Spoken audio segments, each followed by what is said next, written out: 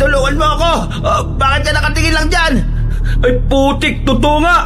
Tulong! Makalapain ako nitong si Linda! Ang dami niyong shot-shot! Tumakbo na lang kayo! Aray! Ayan, tanga! Hindi tumitingin sa dinaraanan! Tayo! Bilisan mo!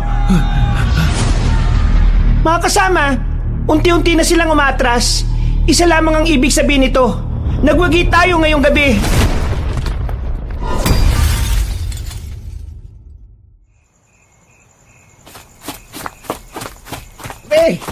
Dali! Dalian nyo! Oo, eto na nga! Malapit na sila! Baka mahuli na tayo! Visit ka, Joel! Puro ka nega! Ang bagal mo kasi tumakbo eh! Jigoy, puro ka kasi palaki ng tiyan eh! Huwag mo nga akong kapitan, Adjo! Wisit ka talaga! Nasa kalagitnaan sila ng pagtakas ng mga sandaling yun. Hinahabol sila ng may-ari ng bahay na kanilang pinasok. May daladalang baril ang matandang yon at ilang beses na silang pinaputukan. Pero hindi pa rin sila matamaan. Nasa kagubatan kasi sila at talaga namang nakatulong ang mga puno para mahirapan ang matandang lalaki na mahabol at mapatay sila. Paglingon nila, nakita nilang hindi na lang ang matanda ang humahabol sa kanila. Kasunod pala na matandang yon ang mga tauhan nila na may mga daladala ring mga baril. Nagsisigawan ang mga yon. Mararamdaman sa boses ng mga lalaki na gigil na silang mahuli. Mga pre, tingnan nyo, dumami yung mahabol sa atin. Malamang mga tauhan yun na matanda. Mayaman yung ninakawan natin eh. Mayor yun. Ang dami niyong shot-shot. Tumakbo na lang kayo. Aray! Ayan, tanga! Hindi tumitingin sa dinaraanan! Tayo! Bilisan mo! Si Arjo na mismo ang bumalik para kaladkarin paalis si Joel. Wala nang pakialam si Arjo kung masugatan ito. Ang mahalaga na lamang sa binata ay makatakas sa mga humahabol sa kanila. Ay! Gagi! Bilis pa! Dito sa gilid! Talon! Ha? Mukha mo! Talon! Huwag kang duwag! Talon! Tinulak na sila ni Jinggoy pababa sa tubig. Nasa tuktok kasi sila ng isang falls at kung hindi sila tatalon doon, hindi nila matatakasan ng mga armadong kalalakihan na nakasunod sa kanila. Pagtalon nila, ay niratrat pa sila ng bala sa tubig. Buti na lamang ay hindi sila tinamaan. Hindi na sila hinabol pa ng mga yon, kaya naman dali-dali na silang lumangoy papunta sa gilid para makaahon. Hingal na hingal ang tatlo. Sumabay pa ang malamig na klima ng mga sandaling yon. At ang tubig na naroon ay parang nababara ng yelo. Sa wakas, nakatakas din tayo sa mga tukmol na yon. Akala siguro nila, may isa nila tayo. Mautak yata to. Buti na lang, hindi tayo naabutan. Pero namukan kaya nila tayo? Tingin ko hindi naman, madilim eh. At saka malayo naman tayo sa kanila. Dapat lang talaga na hindi. Kasi kung namukaan nila tayo, yari tayo. Baka ipapatay tayo ni Mayor. Hindi basta-basta ginawa natin eh. Nagnakaw tayo ng pera niya. Pero naisip ko lang tama ba yung ginawa natin? Hindi naman tama ang ginawa natin, pero hindi rin naman tama yung ginawa ni Mayor eh. Galing lang din naman sa nakaw yung ninakaw natin. Saan ba galing yung perang ninakaw niya? Di ba sa kaban ng bayan?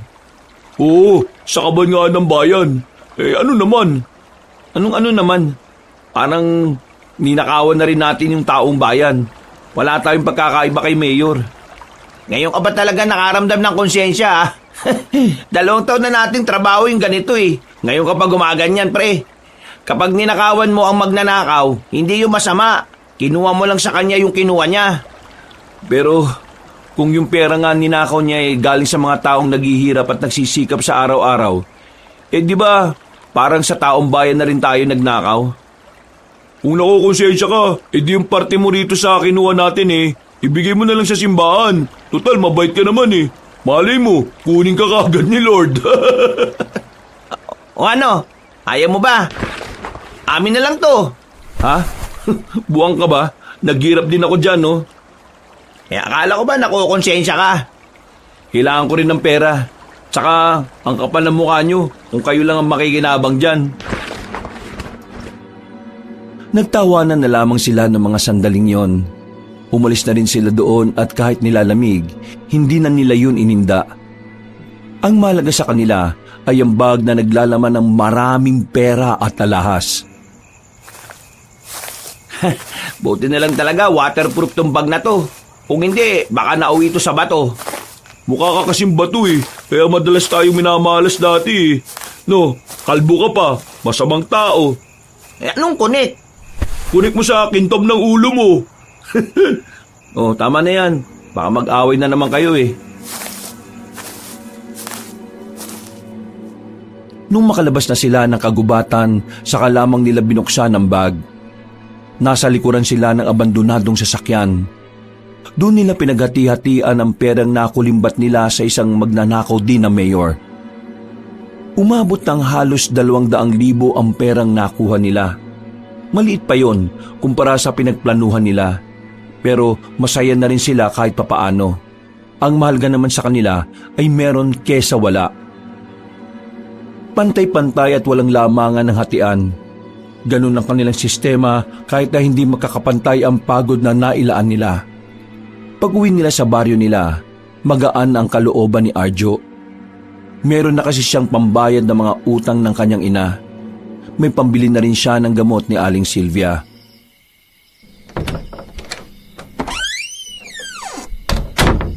Nay, nandito na ako. Ah, nandito ka na pala anak. Teka, bakit parang basang-basa ka yata? Naulanan ka ba? Nay, hindi naman umulan ah. Naligo kami ng mga tropa ko sa ilog. Biglaan kasi, kaya wala akong dalang damit. Eh, ano yung dalam mo? Prutas. Napadaan ako sa palengke. May nakita kong bukas pa eh. Kaya ayan, umabol ako ng bili bago sila magsara. Nako, maraming salamat. Oh, magbihis ka na't baka magkasakit ka pa. Nay, kumusta ang pakiramdam nyo? Eh, ayos naman ako. Medyo madali lang ako mapagod kaya hindi ako masyadong nagkikikilos. Huwag ka na mag-alala, Nay. Ako nang gagawa ng gawaing bahay dito. Itong buong linggo, ilaan mo sa pagpapahinga. Aba, mabait ka yata ngayon. Nay naman, palagi naman ako mabait eh. Kailan ba ako naging masama? Ay, oo na. Mabait ka na. Sige na, magbihis ka na doon. Napangiti na lang si Arjo. Tumungo siya sa kanyang maliit na silid at agad na nagpalit ng damit. Pagkatapos, napatulala na naman siya sa lapag. Naalala na naman niya ang ginawa nilang pagpasok sa bahay ng kanilang mayor. Sa buong buhay ng pagnanakaw kasi nila, yun ang pinakamabigat nilang ninakawan. Ayos lang naman siguro yun. Hindi naman kami nagnakaw sa mga mahihirap eh. Sa mayayaman na may illegal na gawain kami nagnanakaw. Pero parang kaban kasi ng bayan yung ninakaw namin kay Mayor eh. Ay nako, yan na nga. Sumasakit lang ulo ko.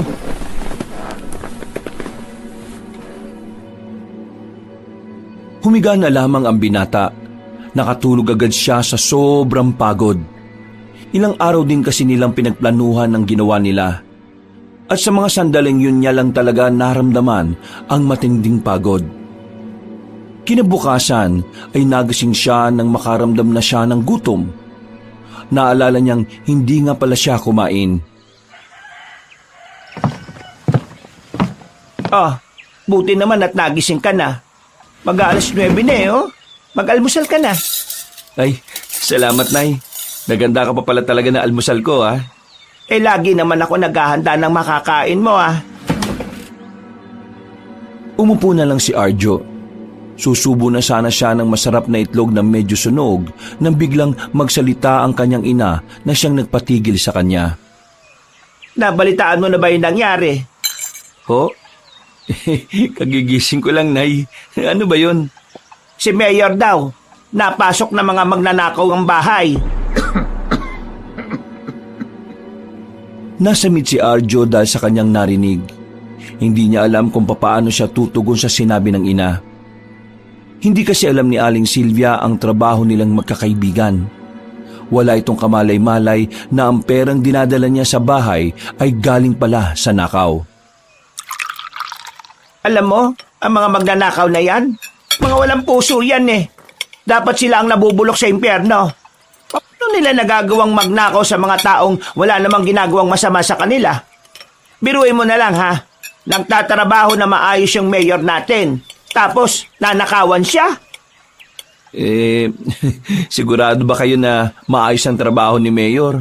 Baka mamaya nagnanakaw din naman siya. Hoy, hinaan mo ang boses mo. Baka may makarinig sa'yo. Ikaw talaga, ang bait ni Mayor na. Malit ka pa lang ang pamilya na nilang nangangalaga dito sa atin. Kaya mabuting tao si Mayor. Kaya nga nakakagalit kasi siya pang ninakawan. Yung mga magnanakaw na yan, mga tamad magtrabaho. Palibasa hindi yata naturuan ng mga nanay ng magandang asal. Nako, mga magnanakaw sana mamatay na. Hindi malaman ni Arjo kung papaano niya tatanggapin ang mga sinasabi ng kanyang ina. Kulang na lang ay bigla na lang siyang himatayin dahil lahat ng sinabi ng matanda ay salung-salo niya. Nung puntong iyon, nakaramdam na naman siya ng konsensya. Pero pilit niyang nilalabanan yon. Mas kinakapalan na lang niya ang kanyang mukha at palaging iniisip na wala siyang ginagawang masama. Matapos kumain ay agad siyang nakipagkita sa mga kaibigan niya. Sa bakuran pa lang ni Jinggoy, naamoy na niya ang alak. Sakto naman na naroon din si Joel. Pero normal lang si Joel dahil hindi naman ito nag-iinom ng alak. Oh, anong nangyari dyan? Malamang lasing. Pagka-uwi kagabi, nakita ko nag-inom ka agad eh. Di na talaga uuwi yung asawa niya? Hindi na. Sabi niya sa akin kagabi, nalaman niya na magpapakasal na yung asawa niya sa iba. Aray ko, sakit naman nun. Ito naman kasi si Jinggoy eh. Kung noon pa lang pinakasalan na niya si Linda, edi sana walang naging problema. Para kahit nakahanap na yun ng iba hindi naman makakapagpakasal. Hindi naman kasi yung kasal ang problema. Ang problema niya yung katotohanan na hindi na nga talaga siya mahal ng dati niyang asawa. Correction lang ah. Hindi naman niya asawa si Linda kasi hindi naman sila kasal eh. Kalibin lang. Ay, oo nga pala no. Pero ayos na rin siguro na naghiwalay sila. Kaysa naman magkaroon ng asawa tong kaibigan natin na may lahing aswang. Oo nga pala no. Totoo ba yung chismis na yon? Yung sabi ng ibang kakilala ni Linda, totoo naman daw talaga na may lahing aswang yung angka ni Linda eh. Ang kaso, wala namang makapagpatunay. Puro haka-haka lang. Pero mali mo nga diba? Mas maganda ng sigurado. Nakakatakot pa naman yung mga aswang na yan. Bakit? Ano bang ginagawa ng mga aswang? Nangangain ng buntis? Hindi lang buntis no. Sabi ni Mama, sa probinsya nila kahit sino kinakain ng aswang. Depende kung kailan sila gutom. Naku, kwento na naman. Ay nako, saan na ako maniniwala kapag may nakita na talaga akong totoong aswang? Ikaw ang bahala. May kanya-kanya naman tayong paniniwala eh. Paniwalain mo kung anong gusto mo. Pero minsan pre, wala namang mawawala kung maniniwala tayo eh. Minsan pa nga nakakatulong sa atin yun eh. Oo na. Ay, bukas nga pala. Anong balak? Tuloy pa ba tayo sa pamisa ni Father Teston? Pagkatapos siyang ginawa natin, may gana ka pa talaga magsimba ha? Kakaiba ka rin eh no? Nakokonsensya na nga ako eh. Parang gusto ko nang itigil tong ganitong gawain. Uy, tandaan mo lang na ang mga binibiktima lang natin yung mga mayayamang tao na may ginagawang masama. Wala tayong ninanakawan na inosente, no? Hindi na lang talaga ako magsasalita, baka hindi mo naman ako maintindihan eh. O sige na, punta lang ako ng palengke. Naglakad na rin ang binatang si Arjo paalis. Napadaan siya sa simbahan at napansin niyang tila nagkukumpulan ng mga tao sa tapat. Lumapit siya roon. Nakita niya si Mang Ping na nakikiusyoso. Si Mang Ping ang dating barangay kagawad na napilitang mag-resign dahil na rin sa katandaan. O Mang Ping, ano nangyari? Arjo, buhay ka pa pala. Ngayon na lang kita nakita. Eto ba? Yung kisame kasi ng simbahan, gumuho, bumagsak na. Buti na lang, nabagsakan, marupok na rin. Kasi ang simbahan na yan sobrang tagal na kasi yan. Wala hindi naman na ipapayos ng lokal natin. Napasilip ang binata sa loob. Nakita niya kung papaanong lumungkot ang mukha ng mga madre at ang paring si Teston sa gilid ay nakaupo at nakatingin lang sa nangyari. Parang lugmok at naiiyak na rin. Kung ako lang may pera, pinaayos ko na yan Ang kaso, wala naman akong pera Ang maraming pera, yung mga konsehal, mga congressman at mayor natin. Pero wala. Walang nangyayari. Mas yumayaman lang sila. Pero yung mga dapat nilang tugunan, kagaya nito, wala. Nga. Ay nako, hihintayin pa nilang mawasak bago umaksyon Baka nga walang gumalaw ng problemang yan. Magtuturuan pa yung mga yan. Tapos kapag malapit ng eleksyon, mag-uunahan sila. Magpapasikat. Magpapabango sa mga tao. Kunwari, makikipagkamay pero diring-dirit maghuhugas agad ng kamay o mag-alkohol. Kaya umalis na rin ako sa pagiging kagawad Hindi lang dahil sa katandaan dahil na rin sa bulok ang sistema dito sa mundo ng politika natin ngayon dito sa Pilipinas. Hindi halatang marami kayong hinaing Mang Ping. Kasi naman, nakakaides, nakakaurat, nakakabanas. Mayaman naman kasi talagang bansang Pilipinas Napakadami lang talaga mga magnanakaw.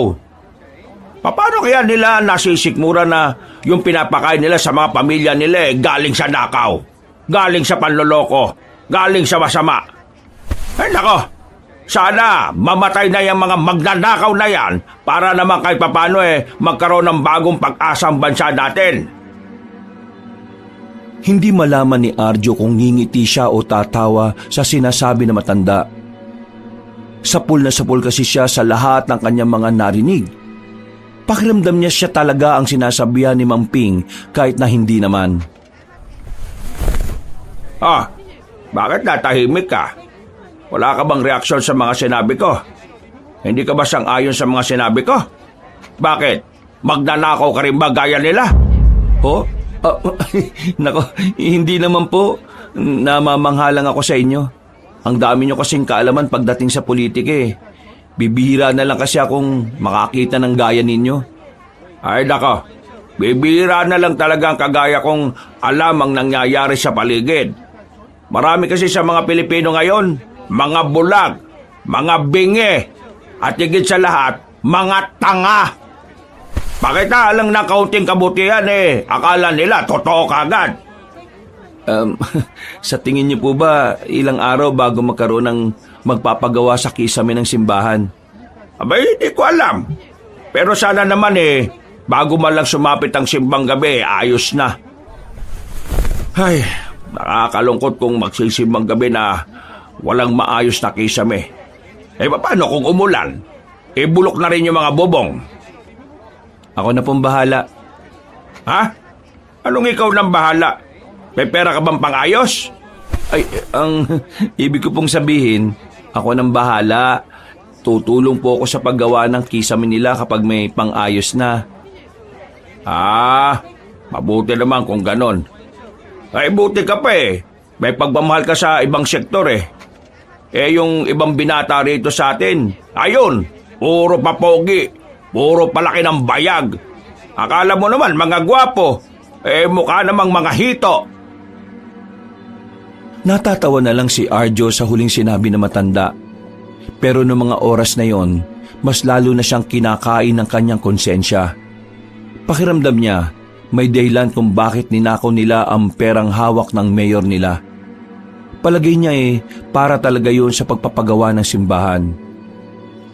Kaya naman, pagsapit ng kinagabihan, ay agad niyang pinuntahan si Joel at si Jinggoy na masakit pa rin ang ulo dahil sa hangover. Iingay naman ng mga manok mo, pre. Aadubuhin ko yan. Uy, wala kang karapatang mag-inarte, no, Arjo? Nasa balwarte ka nila. Ano bang sasabihin mo? Sabihin mo na kasi, may gagawin pa ako eh. Gusto ko sana yung ninakaw natin pera kay Mayor, i-donate na lang natin sa simbahan. Nasira kasi yung kisame dun eh. Ilang araw na lang bago ang simbang gabi. Baka walang magamit na simbahan ng mga tao. Ay, ang bira ka naman. Nagpakahirap tayo. Nalagay ang buhay natin sa alanganin tapos ibibigay lang natin sa simbahan. Hindi mo ba mahal si Lord? Yan ka na naman eh. Tumigil ka nga. Arjo, alam mo naman na hayaan natin yung ginawa kasi may mga pangangailangan tayo. Ako, kailangan kong tubusin yung nakasanlang lupa ni tatay. Hindi naman natin yung pera eh. Pera yun ng taong bayan. Hindi pera ni Mayor ang kinuha natin. Kung iniisip nyo, nakaw niya lang yun na galing din sa mga tao. Kaya ngayon, mas maganda nang ibalik natin sa mga tao yung kinuha nila. Pambira ka naman talaga oh. Kapag ikaw talaga na konsensya, sira lahat ang pinaghirapan natin eh. Paano na tong lupa ni tatay? Basta, ako, ibibigay ko sa simbahan ng lahat. Wala pa naman akong naibabawas eh. 500 pa lang. O sige, ganito na lang. Hahatiin ko sa kalahati. Yung kalahati, ibibigay ko sa simbahan. Yung kalahati, sa lupa ni tatay. Ganon din sa akin. Yung kalahati, bibigay ko na rin sa simbahan. Yung kalahati naman sa akin. Hindi ba pwedeng buo na lang? Naku, lugi naman kami niyan, pre.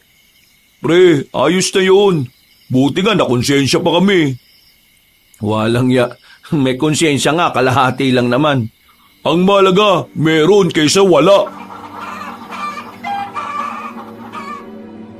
Hindi na tumutol pa si Arjo sa gusto ng dalawa. Ang inisip na lang niya ay kahit papaano meron pa rin mapupunta sa simbahan. Nang sumapit ang kinagabihan, dala-dala na nila ang isang bag na naglalaman ng pera.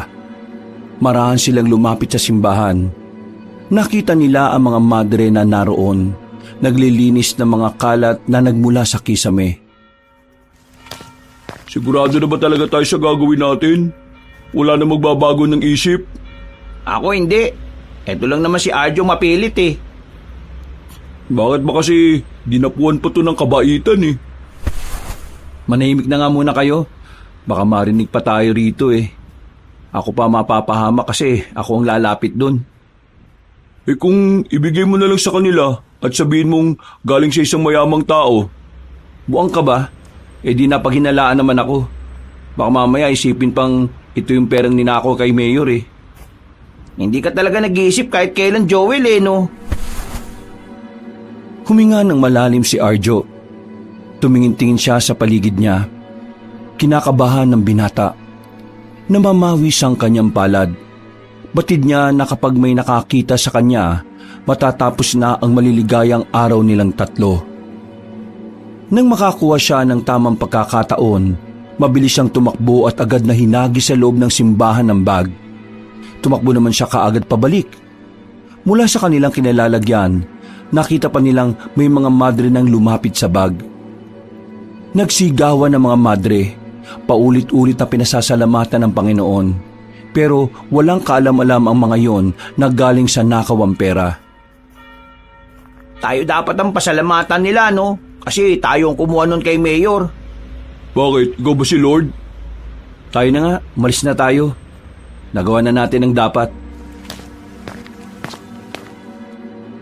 Wala nang sinayang na oras ang magkakaibigan. Bago pa sila makita ng mga tao, ay agad na rin nilang nilisan ang lugar na yon. Magaan ang pakiramdam ni Arjo. Pakiramdam niya talaga.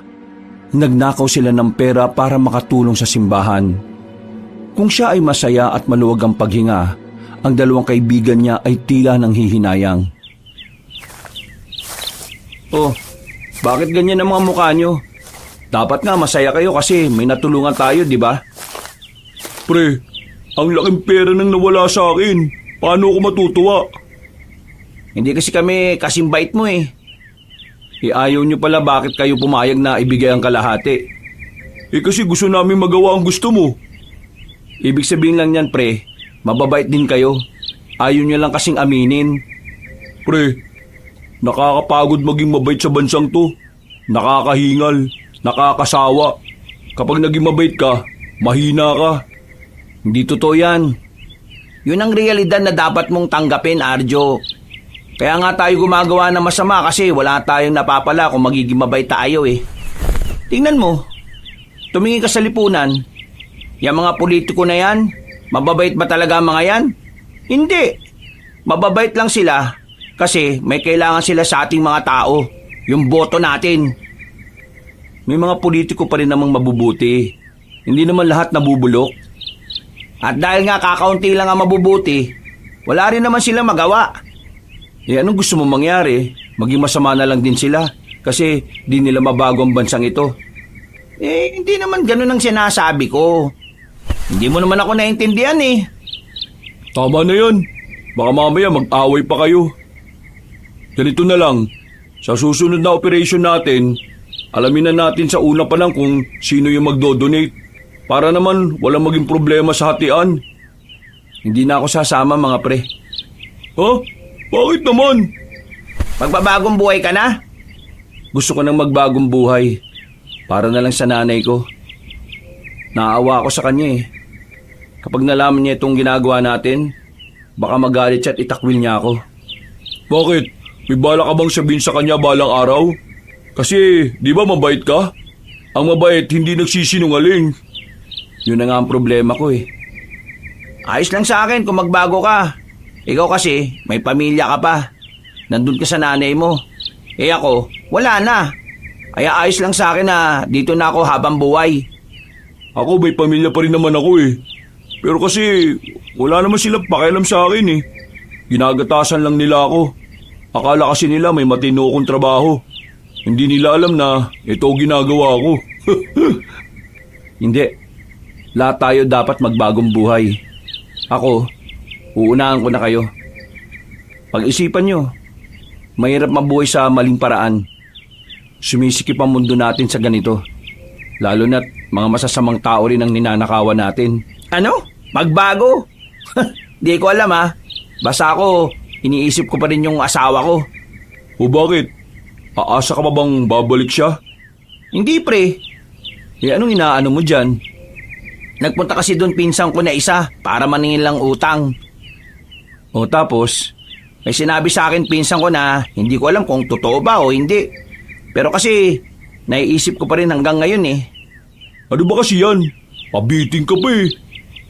Sabi kasi ng pinsan ko, parang nakita niya si Linda na iba yung itsura.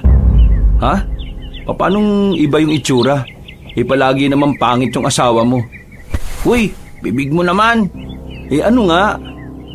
Sabi ng pinsan ko, parang haba ng dila ni Linda. Tapos yung mukha niya naman parang kulubot daw. Sa halip nga na singilin niya, tumakbo na lang daw siya eh.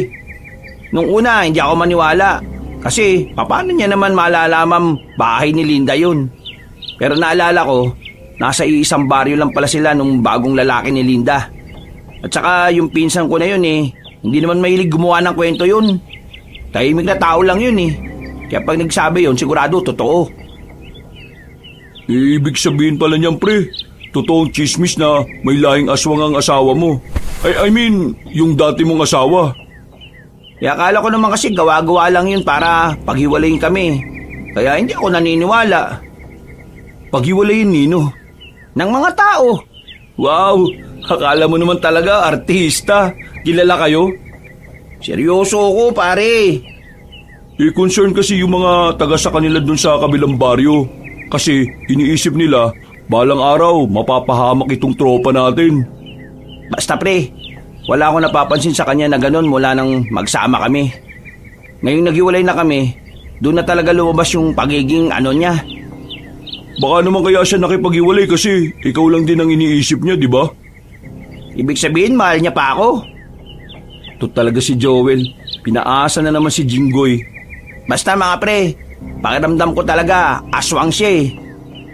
Malalaman lang natin yan kung pupuntahan natin. Kayo na lang. May gagawin pa ako eh. Sus, natatakot ka lang eh. Bakit naman ako matatakot kung alam kong hindi naman yung totoo, di ba? Para nga malaman natin kung totoo o hindi, sumama ka sa amin. Wala namang mawawala, di ba? Oo nga, sumama ka na sa amin. O baka naman kasi takot ka lang talaga. O di sasama ako. Takot ang putik. Nung gabing yun, wala silang sinayang na oras. Agad-agad silang nagtungo sa kabilang baryo para tingnan kung totoo nga ba ang kanilang hinala na aswang si Linda. Lungyang bayan, labas pa lang, alam mo nang hindi na nakakatuwa eh. Dilim naman ang bahay nila. Wala ba silang ilaw? Dami niya namang satsat. Tara na, lumapit na tayo.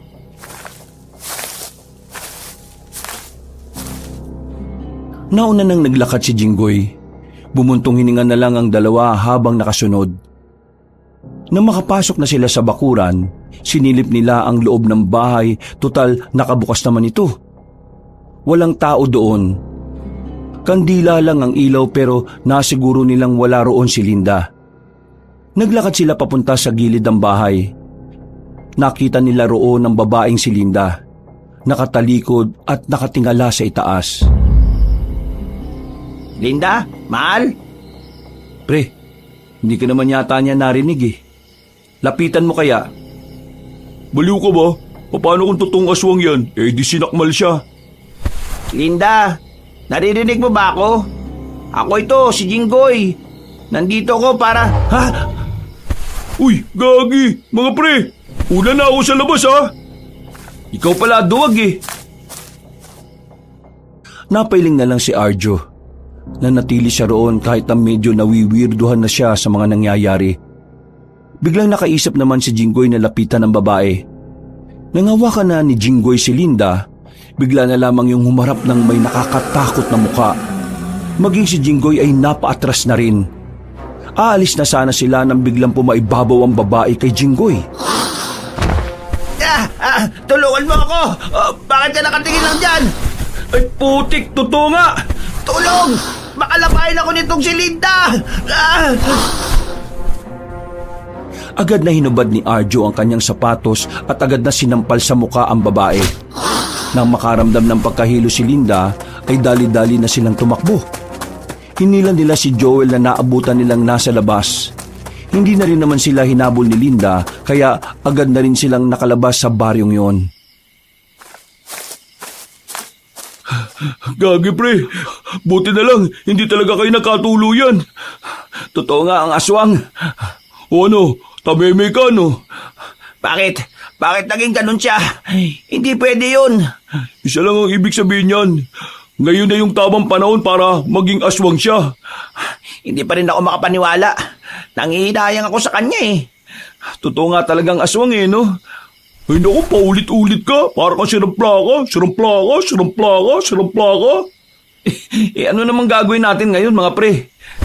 Wala tayong pagsasabihan na aswang si Linda. Baka tugisin siya ng mga taong bayan, pre. Hindi ko kayang malaman na pinatay siya ng mga tao. Gagi, paano kung siya na mismo magpakita sa tao? Sana, wag. Baka naman makapanakit siya ng ibang tao, pre. Naku, malilintikan tayo niyan.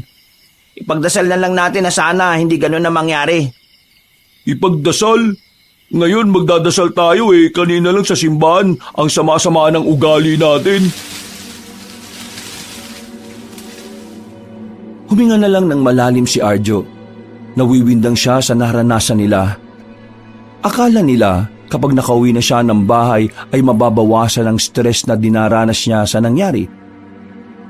Pero nang abutan niya ang kanyang ina, nakita niyang masama ang tingin nito sa kanya habang may hawak na walis tingting. Bigla na lamang siya nitong pinagpapapalo. Wala siyang ideya kung bakit. Aray, Nay! Bakit ba kayo nananakit? Aray, ano bang problema ninyo? Bakit ako nananakit? Hindi mo pa pala talaga alam? Nay naman, Hindi naman ako magtatanong kung alam ko eh. Lasing ba kayo, Nay? Anong lasing? Buwang ka na ba? Kailan ako nag-inom? Ano ba kasing problema nyo? Problema ko? Ikaw! Hindi ko alam kung saan ako nagkulang sa pagpapalaki sa'yo. Bakit ka humantong sa ganyan? Akala mo siguro hindi ko malalaman? Ang alin? Yang ginagawa mong pagnanakaw! Natameme ang lalaking si Arjo nang marinig yun mula sa kanyang ina. Tila nanlambot ang kanyang tuhod. Namawis ang kanyang palad dahil sa kaba at hiya. Hindi niya alam kung papaano niya ipapaliwanag sa ina ang tungkol doon nang hindi yun nagagalit. Kahit na magkandakuba-kuba ako, kahit na magkasakit ako kakalabada, kahit na magutom ako para lang may makain kayo, ginagawa ko pa rin lahat. Ni kailanman ay hindi pumasok sa isip ko ang magnakaw. Kasi, para sa akin, mas masarap gastusin ang perang galing sa pinagpaguran mo. Tapos ikaw, ninanakaw mo ang perang pinagpapaguran ng iba? Nay, yung mga kinukuha naman namin ay hindi naman mga mabubuting tao. Galing din sa mga masasamang tao ang mga pera na yun. Di, anong pinagkaiba mo sa kanila? Nagnakaw ka pa rin. Masama ka pa rin tao sa ginagawa mo. Sino kasama mo? Si Joel? Si Jinggoy? Ano? Gaano mo na katagal ginagawa ito? Nung nakaraang taon lang ho. Bakit mo ito ginawa? Kasi gusto ko na kagad kayong maging masarap ang buhay, Nay. Naawa na ako sa inyo eh. Bakit ayaw mo magtrabaho ng maayos? Hindi ako yayaman kung mangangamuhan lang ako, Nay. Hindi kita kayang paunlarin kung magiging empleyado lang ako. Walang nayaman sa pagiging empleyado. Sa tingin mo, may mga yumaman sa pagnanakaw? Oo, Nay. Tumingin ka na lang sa mga politiko ngayon. Teka nga, umamin ka nga sa akin. Kayo ba ang kumuha ng pera ni Mayor? Opo, kami po. Pero binigay namin sa simbahan ng pera. Yung sa akin, buo. Sa mga kaibigan ko, kalahati lang. Binigay namin doon kasi naisip ko, pera ng taong bayan yun eh. Diyos ko, alam mo bang pinapahanap na ni Mayor ang magnanakaw ng pera niya? Alam ko naman yun, Nay. Kaya nga nag-iingat kami. Ay nako, sumasakit ang ulo ko dahil sa iyo, Arjo. Hindi ko alam ang gagawin ko sa iyo. Napakalaking gulo ng pinasok mo. Nakakasama ka ng loob. Matagal mo na palang ginagawa yan. Siguro lahat ng ibinibigay mong pera sa akin may mga galing sa nakawan na. Paano mo nasisikmura ang ganon? Ay, nakakahiya ka. Nakakadismaya ka. Mataas pa naman ang tingin ko sa iyo kasi akala ko yung malaking pera na sinasahod mo galing sa marangal na paraan. Palagi pa kitang ipinagmamalaki sa mga amiga ko. Nay, patawad ho. Pero gusto ko na rin pong magbagong buhay. Abay dapat lang. Kasi kung hindi ka magbabago, itatakwil kita bilang anak ko. Mas pipiliin kong mabuhay na lang sa mundo na mag-isa kaysa may kasama akong magnanakaw sa loob ng bahay.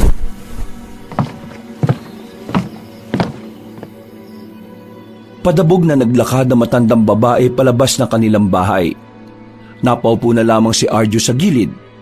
Dismayado siya sa kanyang sarili. Pinaghandaan niya naman ang mga pangyayaring yon, pero hindi niya inakala na malala ang magiging epekto nito. Makalipas ang ilang araw, hindi pa rin pinapansin ni Aling Silvia ang binatang si Arjo. Ang binata naman ay sinusubukang suyuin ng kanyang ina. Bumili na siya ng kung ano-ano. Pinaglutuan niya ito at pinagsilbihan. Pero kahit na anong gawin niya, tila matigas talaga ang puso na matandang babae. Hanggang sa isang araw, Nay? Nay? Nandiyan ba kayo sa loob? Pabukas naman tong pintuan oh. Nandito mga kaibigan ko, kakausapin ka raw po nila. Kung tulog nanay mo, huwag na nating istorbohin. Oo nga, sa ibang araw na lang, pre. Gising niya si nanay. Ayaw niya lang ako makita. Teka, pakibot nga yung place na yon. sinubukan ng binata na sungkitin ang nakalak sa loob. Nagtagumpay naman siya. Nang mabuksan na nila ang pintuan, laking gulat nila nang maabutang nasa sahig na ang matandang si Silvia. Nag-aalala itong nilapitan si Arjo. Nay! Nay! Anong nangyari sa inyo? Pre, may pulso pa si tita. Buhay pa. Sira ulo, malamang. Pre, sa papag natin siya ilagay, dali! Nagtulong-tulong silang maihiga si Aling Silvia dahil may kabigatan din ito. Paghawak ni Arjo sa noo ng kanyang ina ay mataas ang lagnat nito. Nung una ay inakala niyang simpleng sakit lang yon. Pero sa mga sumunod na araw, bigla na lamang nakakaramdam ng sakit sa tagiliran ng kanyang ina. Sinubukan naman nilang dalhin sa ospital, pero dahil nga masyadong malayo ang ospital sa kanila, walang sasakyan o kahit tricycle man lang ang handang magatid sa kanila. Lahat ng nakakausap nila ay tumatanggi kahit na sinasabi nilang emergency yon. Uy, para ka sira ulo. Huwag mo nga paginitan yung mga bote ko dyan. Nananahimik yung bote. Walang magagawa yung pagwawala mo. Kahit basagin mo pa lahat ng bote dyan, kung wala kang maiisip na ibang paraan para magamot ang nanay mo, wala rin mangyayari. Kasalanan ko to eh. Kasalanan ko kung bakit siya nagkasakit. Kung hindi lang sana ako naging magnanakaw, hindi siya may stress ng ganun kalala. Hindi ito ang tamang oras para sisihin mong sarili mo, pre. Ikaw na lang ang inaasahan ni Aling Silvia. Kung pati ikaw magiging mahina, sinong tutulong sa kanya para gumaling? Tama si Jinggoy, pre. Kailangan mo maging matatag. Iklaro mo muna yung utak mo para makapag-isip ka ng maayos. Kailangan niyo ba ng tulang? Napalingon ng 3 binata sa labas nang marinig nila ang tinig na yon ni Mang Ping, ang dating kagawad ng kanilang baryo. Pumasok ito ng bakurang kahit hindi nagpapaalam. May alam po ba kayong sasakyan na makakapagatid kay nanay sa ospital? Sumakit daw kasi yung tagiliran niya eh. Hirap na raw siya. Wala akong kakilala na may sasakyan, pero meron akong alam na makakagamot sa kanya. Sinong doktor yan? Gagawin ko ng paraan para mabayaran siya. Hindi siya doktor. Ano? Mekaniko? Malay mo, engineer. Maluluwag yata tornilyo ng mga utak nyo no? Mamaya na nga kayo magsalita dyan. Talagang dalawa oh. Isa siyang albularyo, manunugis, mandirigma at amasona. Albularyo at ano? Basta, may kakayahan din siyang makagamot ng kahit na anumang uri ng sakit. Hindi ako naniniwala sa albularyo pero wala akong choice. Sige, pero saan ko makikita yung taong yun? Sa bundok ng Bolboles. Bundok ng ano? Bolboles. Mamping, pinagtitiripan niyo ba ako? Seryoso ko ngayon kasi kalusugan ng nanay ko ang pinag-uusapan natin dito. Bolboles ang putik. Magubat ba dun? Huwag ka na nga makisabat, uy. Seryoso din naman ako, Arjo. Yung kasi talagang pangalan ng bundok na yon. Kapag nalagpasan nyo ang bundok na yon, pagbaba nyo sa panan naroon ng isang baryo. Puro babae lang ang naroon. Pinagbabawal ang kalalakihan doon pero kapag sinabi nyo ang pakay nyo, ay tatanggapin naman nila kayo roon. Sandali, paano mo naman nalaman yan? Baka mamaya gawa-gawa mo lang yan ha? Nabalitaan nyo naman siguro nung muntika na ako mamatay dahil sa stroke. Doon ako dinala ng mga kapatid ko. Gumaling ako kinabukasan lang din. Totoo itong sinasabi ko, hindi to gawa-gawa lang. O sige, sabihin na nating totoo. Pero paano naman kami makakapunta dyan? Pagpunta nyo sa baryo ng Agram, magtanong-tanong kayo kung nasaan yung tuyong ilog. Kapag naituro na nila sa inyo, meron kayong makikita doon na parang sirang tulay. Hindi kayo dadaan doon kasi mamamatay talaga kayo. Yung sa gilid ng sirang tulay, meron doon parang maliit na kuweba. Diretsuin nyo lang. Paglabas nyo, patatalaw nyo na kagad ang bundok ng Bolboles. Grabe, ganon kalayo yung nilakbay nyo para lang may pagamot ka? Di ilang oras kang stroke nun bago kayo makarating doon.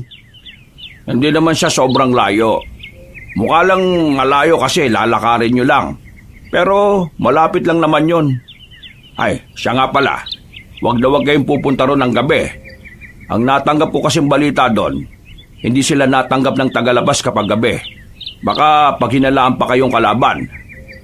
Sigurado ka bang epektibo ang manggagamot na yan? Ay, sinisiguro ko yan sa inyo. Napatango na lamang si Arjo. Kahit na papaano ay gumaan na rin ang kanyang pakiramdam. May kaunting pag-asa siyang natatanaw. Matapos ang usapan na yon ay agad na rin niyang binalikan ang kanyang ina. Naabutan niya itong nakaupo. Wala na itong lagnat pero dumadaing pa rin sa sakit ng tagiliran. Nay, nandito na po ako. Hindi mo pa rin ba ako papansinin? Magdadalawang linggo na akong parang mag-isa na lang dito eh. Sana nga nawala na ako para talagang mag-isa ka na lang dito. Para naman malaman mo ang halaga ko. Nay, mahalaga naman kayo sa akin. Kung mahalaga ako sa'yo, hindi ka sana gagawa ng masama. Lahat sana ng pangaral ko nung bata ka, yun ang ginawa mo. Pero hindi. Naging magnanakaw ka. Kaya nga sinusubukan ko ng magbago, Nay. Hindi na nagsalita pa ang matandang babae. Hindi na lang din pinahaba ni Arjo ang usapan dahil ayaw na niyang magdulot pa ng stress yun sa kanyang ina.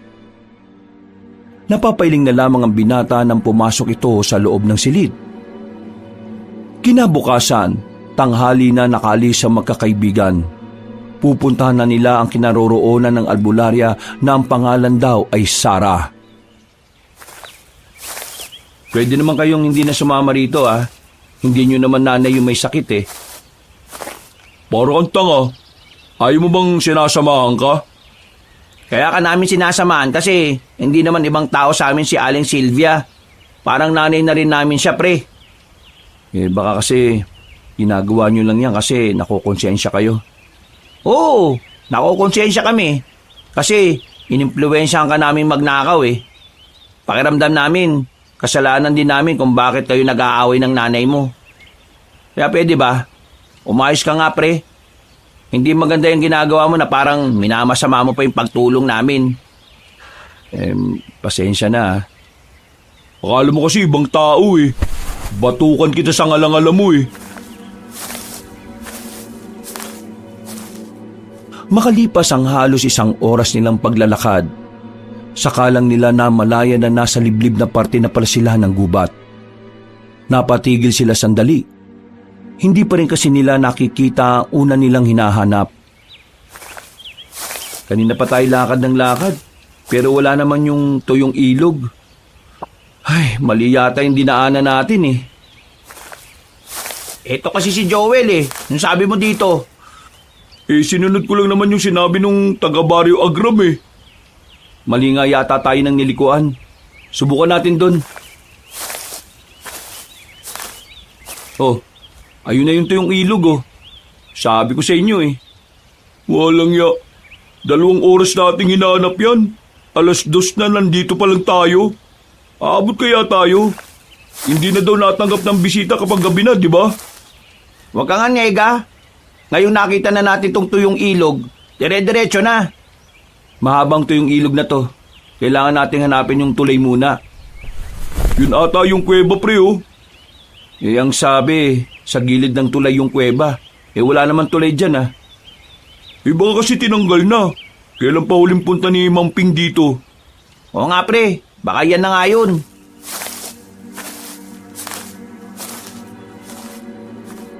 Nagmamadali silang lumapit doon. Nilabas na agad nila ang daladala nilang flashlight.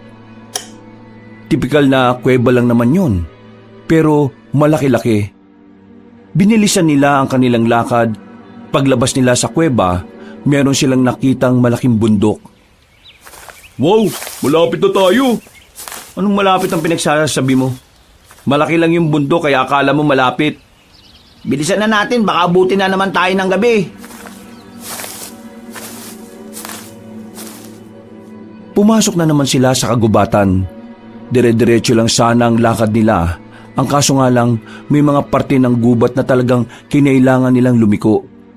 Bagay na nagdulot na sa kanila ng kalituhan kalaunan. Pambira, tama pa ba tong dinaraanan natin? 5:00 na oh. Hindi pa rin natin nalalagpasan yung Bolboles. Nagkamali na naman siguro tayo ng dinaanan. Kainis. Kapag kasi kayong nagsasabi ng direksyon, naliligaw tayo eh. Oh, May bahay dun oh. Tanungin natin yung nakatira dyan kung saan yung tamang daan. Sa pagbabaka sakaling makaalis doon, ay lumapit na sila sa bahay. Ni hindi man lang sila nag-isip kung bakit may bahay sa gitna ng liblib na kagubatan. Pero bago sila makapasok ng bakuran, napanganga sila sa kanilang dinatnan. Hindi normal, hindi pangkaraniwan ang mga ganoong imahe. Mabilis silang umalis at nagtago sa halamanan. Kinusot-kusot nila ang kanilang mata. Akala nila ay panaginip lang ang kanilang nakita. Pero hindi. Totoong mga katawan ng taong pira-piraso ang nakalatag sa mahabang lamesa. Nasa bilog na sangkalan din ang hita ng isang tao. Putik, ano yung nakita natin? Shh! Huwag kang maingay. Mga pre, tao yung kinatay dun oh. Teka, baka mamaya Ano? aswang ang nakatira dyan. Pambirang buhay to. Muli silang nanahimik na makaramdam sila ng mga yabag. Marahan silang sumilip. Nakita na lamang nila ang isang matandang lalaki na may daladalang itak. Normal lang naman ang itsura nito, pero hindi pa rin sila nagpapakita sa takot na baka sila naman ang katayin. Nilibot ni Arjo ang kanyang tingin. Inalam niya kung saan mas magandang tumakbo. Pero bago siya makakita ng tamang daan, napansin na sila ng matandang lalaki. Nakalitaw kasi ang isang paa ni Joel sa gilid. Putik, ang tanga mo naman, Joel. Mabilis lang tumakbo paalis nang makita nilang nagbago na ng anyo ang matandang lalaki. Tumakbo rin yun para sundan sila.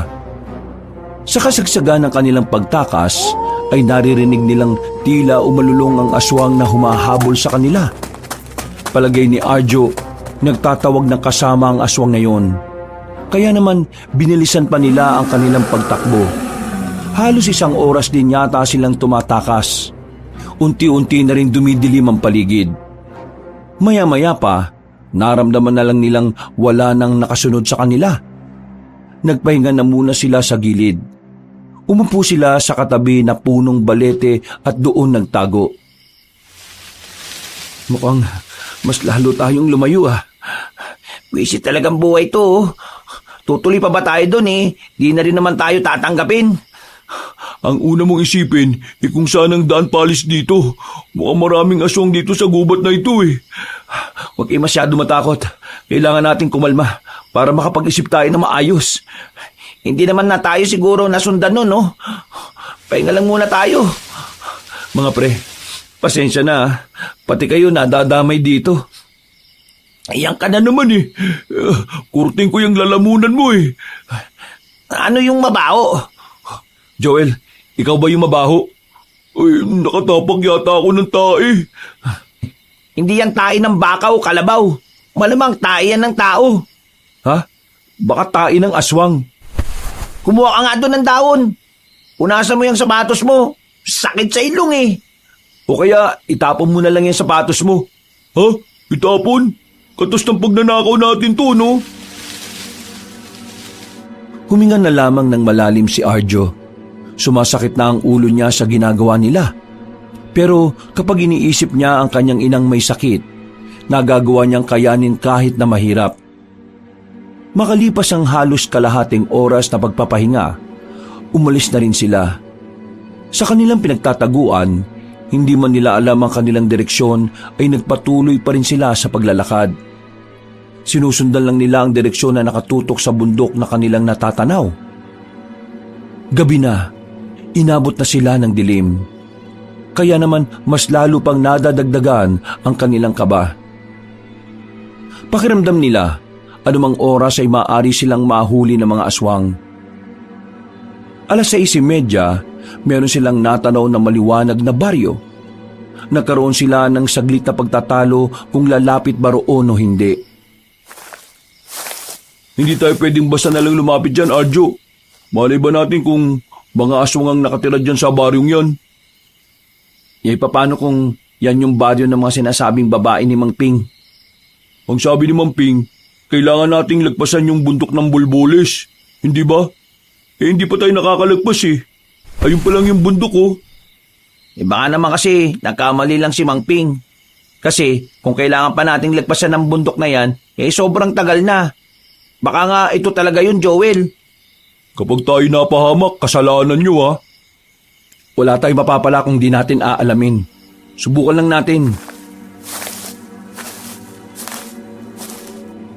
Nauna nang naglakad si Arjo.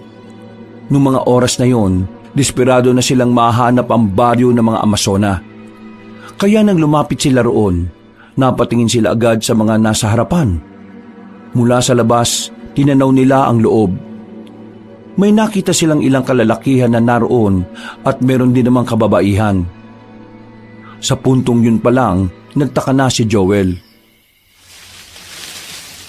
Sabi ni Mamping, puro kababaihan lang yung nasa baryo ng mga Amazona. Pero tingnan nyo oh, may mga lalaki. Ibig sabihin, hindi ito yung hinahanap natin. Naloko na. Nakatingin na sila sa atin. 1, 2, takbo!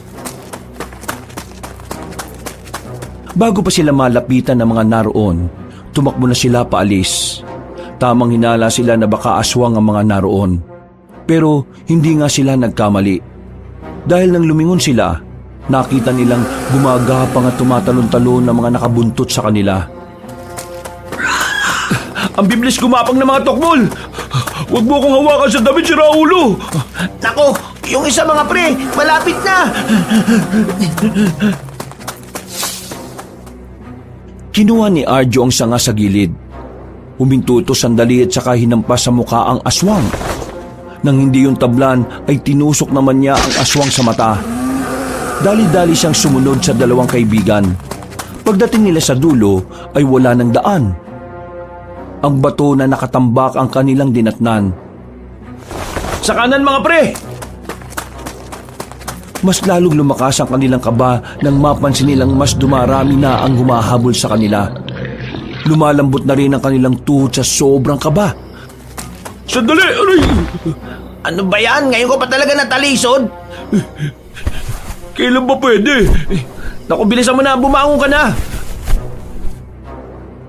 Paghilan nila kay Joel, bigla na lamang may lumabas na babaeng aswang sa gilid. Agad na sinapak ni Jinggoy ang aswang na yon. Tinamaan naman yon sa panga. Dahilan para masubsob sa lupa ang nilalang. Tinadyakan pa ni Arjo ang aswang kaya natakasan nila. Mga ilang minuto pa ang nakalipas, nagawa na rin nilang iwanan ng mga humahabol sa kanila. Hindi na sila nahanap ng mga yon.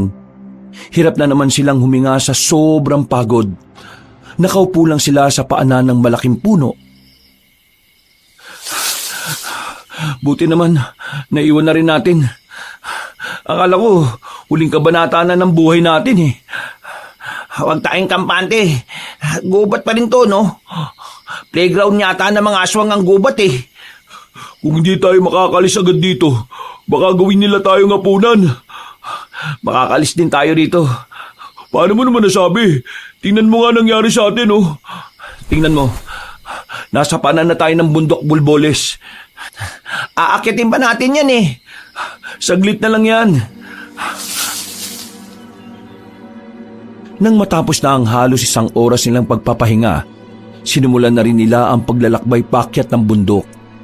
Hindi naman gaanong mataas ang bundok. Lagas na rin ang ibang puno roon, pero mas komportable silang gumalaw doon. Malapit na tayo mga pre. Malapit na. Malapit na rin akong himatayin sa pagod. Masakit na nga pa ako eh.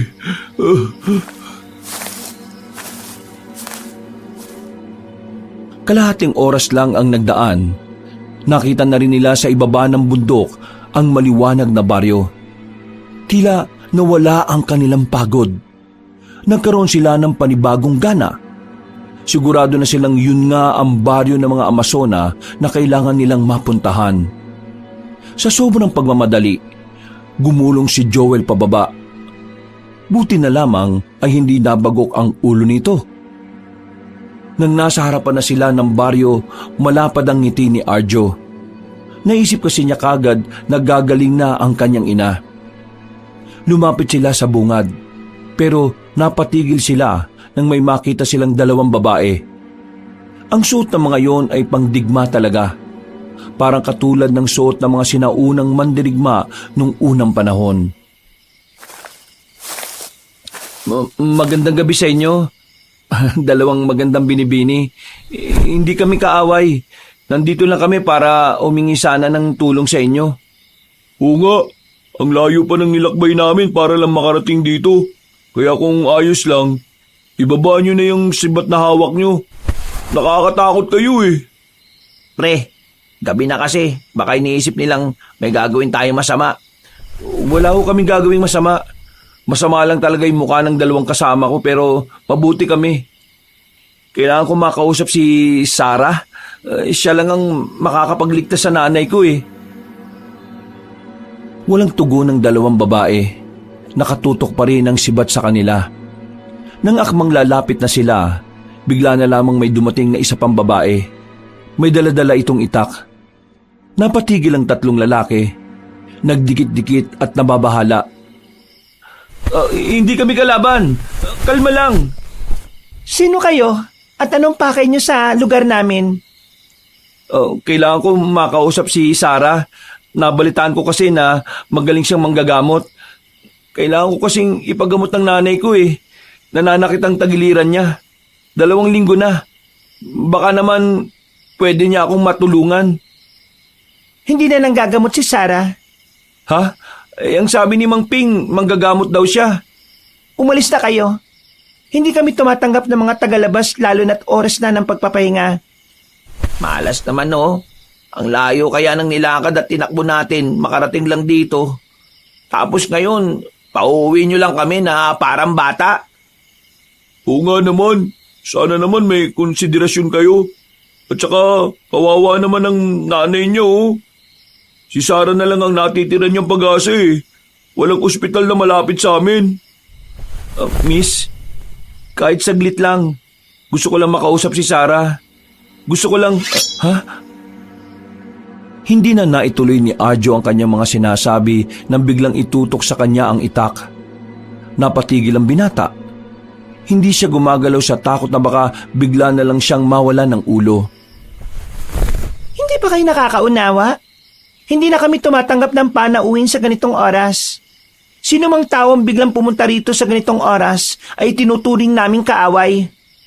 Oo, naiintindihan ko. Kalma ka lang, miss. Relax lang.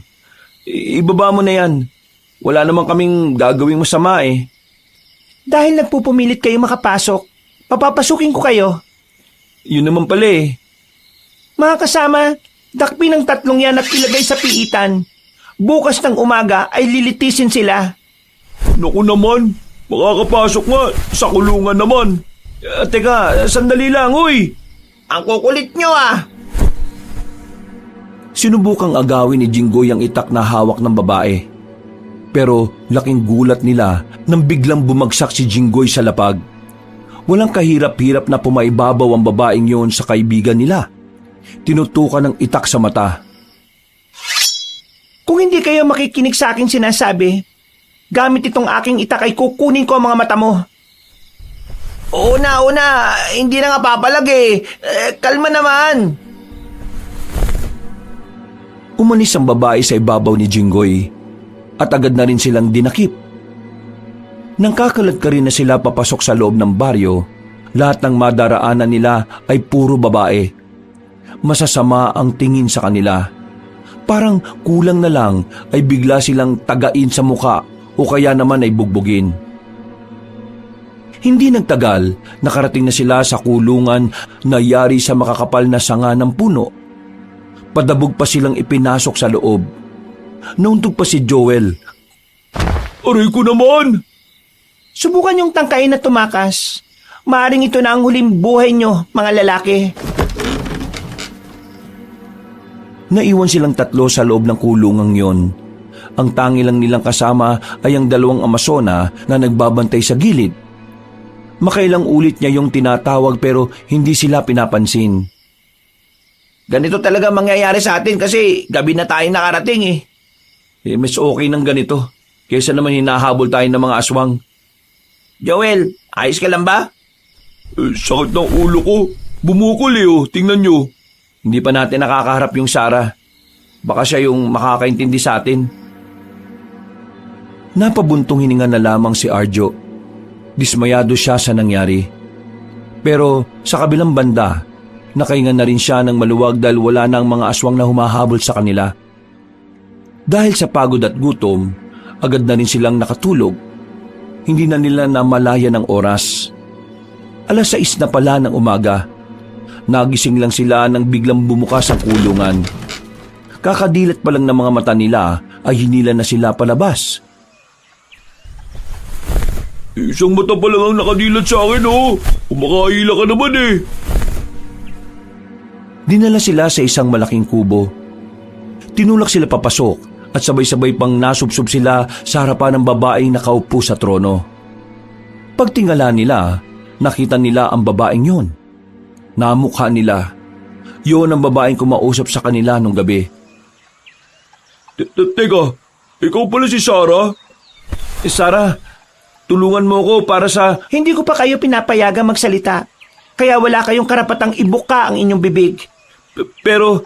Anong pakay niyo sa aming baryo? Mga kampon kayo na kadiliman na pinadala bilang espiya? Tama bang hinala ko? Hindi yan ang pakay namin. Kagabi ko pa sinabi. Para lang to sa nanay ko. Meron siyang malubhang sakit. May nakapagsabi sa amin na kaya mo raw gamutin ang lahat ng sakit. Kaya ito, nagbaka sakali lang kaming pumunta rito. Oo nga, kaya sana... Hindi kita kinakausap. Ay, sabi ko nga eh. Sarah, tulungan mo ko. Alam ko may nanay ka rin. Alam mo naman siguro kung gaano kasakit makitang naghihirap ang isang ina. Kaya pakiusap. Nais mong tulungan kita ngunit wala naman dito ang sinasabi mong ina. Paano ko maniniwala sa iyong mga sinasabi kung hindi mo mapapakita ang katibayan? Hindi ko na nadala si nanay kasi sobrang layo ng lugar na ito eh. Matanda na siya. Hindi na kaya maglakad. Kung papasanin naman namin mahahamugan din. Kaya nga kami na lang muna ang personal na humarap sa'yo. Kasi gusto ko lang magamot ang nanay ko eh. Puntahan mo siya. Nagmamakawa ako sa iyo. Lahat gagawin ko. Gamutin mo lang ang nanay ko. Biglang lumuhod si Arjo sa harapan ng babae. Hinalikan pa niya ang paa ng dalaga. Sa puntong yun, tila nagkaroon ng kaunting awa ang babae pero hindi lamang nito pinahalata. Pero sa halip na pagbigyan ng lalaki, tinulak ni Sarah si Arjo gamit ang paa nito. Tumihaya ang binata. Lalapitan sana ni Joel at Jinggoy pero pinigilan niyo ng dalawang babae na mas malaki pa ang katawan kaysa sa kanila. Grabe ka naman. Nakikiusap na nga yung tao sa iyo eh. Wala kang karapatan na humalik sa aking paa. Mababang uring lalaki ka lang. Hindi pa rin ako kumbinsido na may sakit ang iyong ina. Kaya naman, hindi ko kayo paalisin dito. Kailangan niyo munang manilbihan sa buong baryo para mapatunayan na hindi nga kayo kalaban. Manilbihan? Anong tingin mo sa amin, alipin? Ama yung sinabi, magiging alipin kayo. Ganon ang ginagawa namin sa mga tagalabas na pumapasok sa aming baryo. Sandali lang naman. Bakit kailangang umabot sa ganun? Ang gusto lang naman namin matulungan mo ang nanay ni Arjo. May sakit yung matanda. Hindi kami pwede magtagal dito sa lugar na to. Kailangan agad namin makabalik dun. Kung hindi nyo kami tutulungan, kahit paalisin nyo na lang kami. Oo nga, yun na nga lang sana. Para naman kahit papano makagawa pa kami ng ibang paraan para gumaling yung nanay na kaibigan namin. Ikinalulungkot ko. Ngunit hindi ko kayo maaaring palayain hanggat hindi napapatunayan na kayo ay mga sibilyan. Hindi ako makapaniwala na may mga tao pa palang kagaya mo. Kung magmamatigas ka, maaaring mapatagal ang pananatili nyo rito. Ngunit kung gagawa kayo ng kabutihan, maaaring mapabilis ang inyong paglaya. Wala naman kami kasalanan. Bakit nyo kami parurusahan ng ganon? Ang dami na namin pinagdaanan. Ilang gubat ang nilagpasan namin. Nadaanan pa namin yung bahay ng isang matandang aswang. Nadaanan din namin yung lugar ng mga aswang. Muntikan pa kami mamatay dahil sa mga yun. Tapos ngayon nandito na kami. Parusa pa lang naghihintay sa amin. Ano ang inyong sinabi? Baryo ng mga aswang? Oo, ang dami naming nadaanan na ganyan at nilagpasan namin sila para lang maparusahan. Di ba ang saya? Maaari niyo ba ituro kung saan yun nadaanan ng sinasabi niyong baryo ng mga aswang? Aha! Alam ko na! Mukhang iisa tayo ng iniisip, pre. Ito lang pala ang sagot sa problema eh. Sasabihin namin kung nasaan ang baryong yon kung hindi nyo kami gagawing alipin dito. Sa sinabing yun ni Arjo, ay napaayos ng upo ang babaeng si Sarah. Tila napaisip ito na parang nagninilay-nilay ang babae kung tama bang pumayag sa sinabi ni Arjo. O ano, ayaw mo pa? Hindi ko maaaring pagbigyan ng gusto mo. Maaring masira ang paniniwala namin at ang sinusunod namin batas. Eh kung ganon, wala kaming sasabing lugar sa inyo. Ganun lang naman kasimple yun eh. Hindi ko na rin magagamot ang nanay mo kapag hindi mo sinabi sa akin ang nalalaman mo. Tandaan mo, yun ang inyong pakay. Kung hindi mo sasabihin sa amin kung nasaan ang baryo ng mga aswang, hindi ko gagamutin ang nanay mo. O tapos ano, kapag sinabi namin, magiging alipin pa rin kami? Oo, pero ang mahalaga, gagamutin ko ang nanay mo. Hindi pwede. Ang gusto namin, huwag nyo kaming alipinin at gamutin mo ang nanay ko. Dahil nauubos na ang oras. Abusado ang kondisyon mo. Isa lang ang sa akin, pero sa inyo ay 2. Uy, mag-isip ka nga. Kung hindi nyo malalaman kung nasaan ang baryo ng mga aswang, baka magpunta pa sila sa ibang baryo at makapanggulo sila. Isipin mo na lang na maraming masasayang na buhay dahil lang wala kayong nagawa. Kaya nyo ba yon? Oo nga naman. Mukha pa naman kayo mga kumakalaban sa mga aswang. O ano, papayag ka na ba sa deal natin? Nag-isip ng maigi ang babae. Sandali itong natulala at nakatingin sa malayo. Mga ilang sandali lang ay tumayo ang dalaga. Lumapit ito kay Arjo at inutusang tumayo. Sige, pumapayag na ako sa gusto mo mangyari. Ngunit ito lang ang sisiguraduhin ko sa inyo. Sa oras na kayo ay nagloko at nililinlang lang kami, pupugutan namin kayo ng ulo. Ha? Una, payag na kami. Basta kapag natapos na ninyong patayin ng mga aswang, gawin nyo gusto namin ha. Gamutin nyo ang nanay ko ha. Marunong akong tumupad sa napag-usapan. Dahil ang kagaya ko ay kailanman hindi umaatras sa kasunduan. Welga, Nulja, dali nyo sila sa maayos na silid. Bigyan ng pagkain at bigyan ng maayos na mapagpapahingahan. Itrato sila bilang mga bisita. Yan! Yan ang gusto ko. Ngunit sa oras na may gawin silang hindi kaaya-aya na lihis sa ating paniniwala at kultura, sila ay nararapat lamang na parusahan ng naaayon sa batas ng mga Amason ng mandirigma. Hindi na nakapagsalita pa ang 3 binata. Natameme sila. Napatingin na lamang sila sa ibang direksyon nang tumingin ng masama sa kanila ang 2 babae. Agad na silang dinala sa isang kubo. Maayos at malinis ang loob. Meron ding 2 papag doon. May kalakihan ang kubo na yon kaya kasyang-kasya naman silang 3. Maya-maya lang ay iniwan na muna sila para ihanda ang kanilang makakain. Ang ganda sana ng mga babae dito, no? Kaso, ang lalaki rin ng muscle. Mas malaki ba sa akin eh? Huy, hinaan mo ang boses mo. Kapag narinig nila yung pinagsasasabi mo, baka isipin nilang nilalabag natin kultura nila. Binabastos natin sila. Kailangan muna nating magpakabait dito. Ang mahalaga, wala silang ginagawa sa atin. Pero, natandaan niyo ba kung saan yung baryo ng mga aswang? Ang dami na nating nadaanan kaya nakakalimutan ko na eh. Oh, akala ko ba alam nyo? Eh ikaw? Hindi ko rin matandaan eh. Joel, ikaw ba? Ay, pambihira naman talaga oh. Akala ko naman naaalala nyo. Hala, anong gagawin natin ito? Hindi mo rin naaalala? Diyos ko naman oh. Eh paano yan? Eh di magpanggap na lang tayong alam natin. Madadaanan naman natin siguro yung gubat eh. Eh kung malaman nilang nakalimutan natin, ugot ang ulo natin. Kailangan natin galingan magpanggap mamaya. Kapag nabuko nila tayo, siguradong tapos ang buhay natin. Pero dapat subukan pa rin nating maalala. Napabuntong hininga na lamang ang binatang si Arjo. Pero nararamdaman niya ang kakaibang kaba sa kanyang dibdib. Kaba na hindi niya nararamdaman nung hinahabol siya ng mga aswang. Maya-maya pa, dumating na rin ang kanilang pagkain. Gutom na gutom silang tatlo kaya agad-agad na rin nilang hinilantakan ang mga nakalatag sa pagkainan. Pagkatapos nilang kumain, hinayaan na silang makapagpahinga. Bandang 5:00 ng hapon, ginising na rin sila ng mga babae. May mga daladala ng mga sandata mga yon. Kitang-kita na handang-handa na mga yon.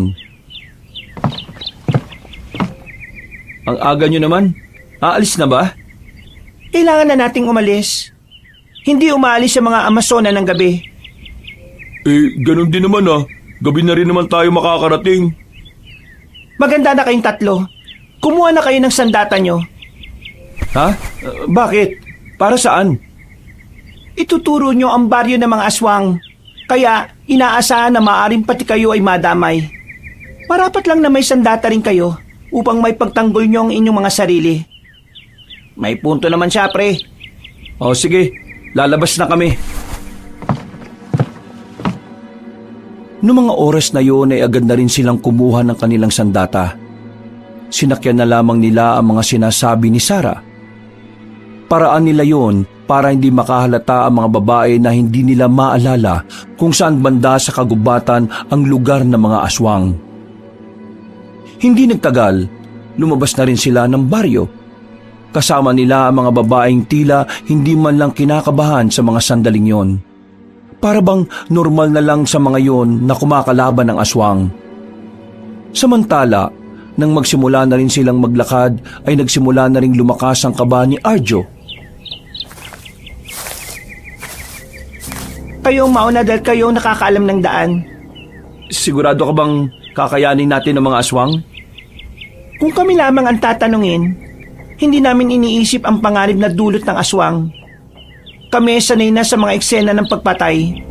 Ngunit kayo ang dapat na nagtatanong sa inyong mga sarili ng ganyan. Kakayanin niyo ba ang mga aswang? Bakit? Hindi niyo ba kami tutulungan? Ang tanging poprotektahan lang namin ay ang mga kababaihan. Hindi namin pinakikialaman ang buhay ng kalalakihan. Ay, pambira. Galit ba kayo sa mga lalaki? Bilisan na natin maglakad. Kailangan matagpuan ng mga aswang bago ang umaga. Kailangan nilang mawala bago pa sila magdulot ng lagim sa mga baryo. Napalunok na lamang ng laway ang lalaking si Arjo. Pakiramdam niya, hindi na talaga mapipigilan ang pag-abante nila. Nababahala siya na baka kapag tumagal, makahalata na rin si Sarah sa mga kilos nila. Makalipas ang 1 oras, sumapit na rin ang kinagabihan. Madilim na sa kagubatan, pero maliwanag pa rin ang katotohanan na hindi nila maalala kung nasaan ang baryo ng mga aswang. Kanina pa tayo naglalakbay ngunit hanggang ngayon ay nasa kawalan pa rin tayo. Umamin nga kayo sa akin. Alam niyo ba talaga kung nasaan ang lungga ng mga nilalang na aswang? O hindi niyo talaga alam at nililin lang niyo lang kami? Tingin mo talaga malapit lang yun sa baryo ninyo? Kung malapit lang yun di sana nakita nyo na kagad. Malayo yun, kaya hindi pa tayo nakakarating. Kung maghihintay ka lang, makakarating din naman tayo Siguraduhin niyo lang. Dahil sa gubat na ito, maaaring dito na kayo ilibing. Ang pinakaayaw ko sa lahat ay ang mapanlinlang na tao. Sino bang nakakalam kung nasaan ang lungga ng mga aswang? Di ba kami? Kaya manahimik na lang muna kayo.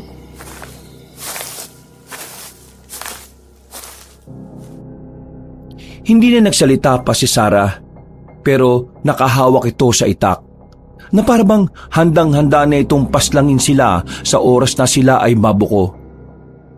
1 oras pa ulit ang nakalipas, hindi na nakatiis ang pinuno ng mga Amazona. Humarang na ito sa kanilang dinaraanan.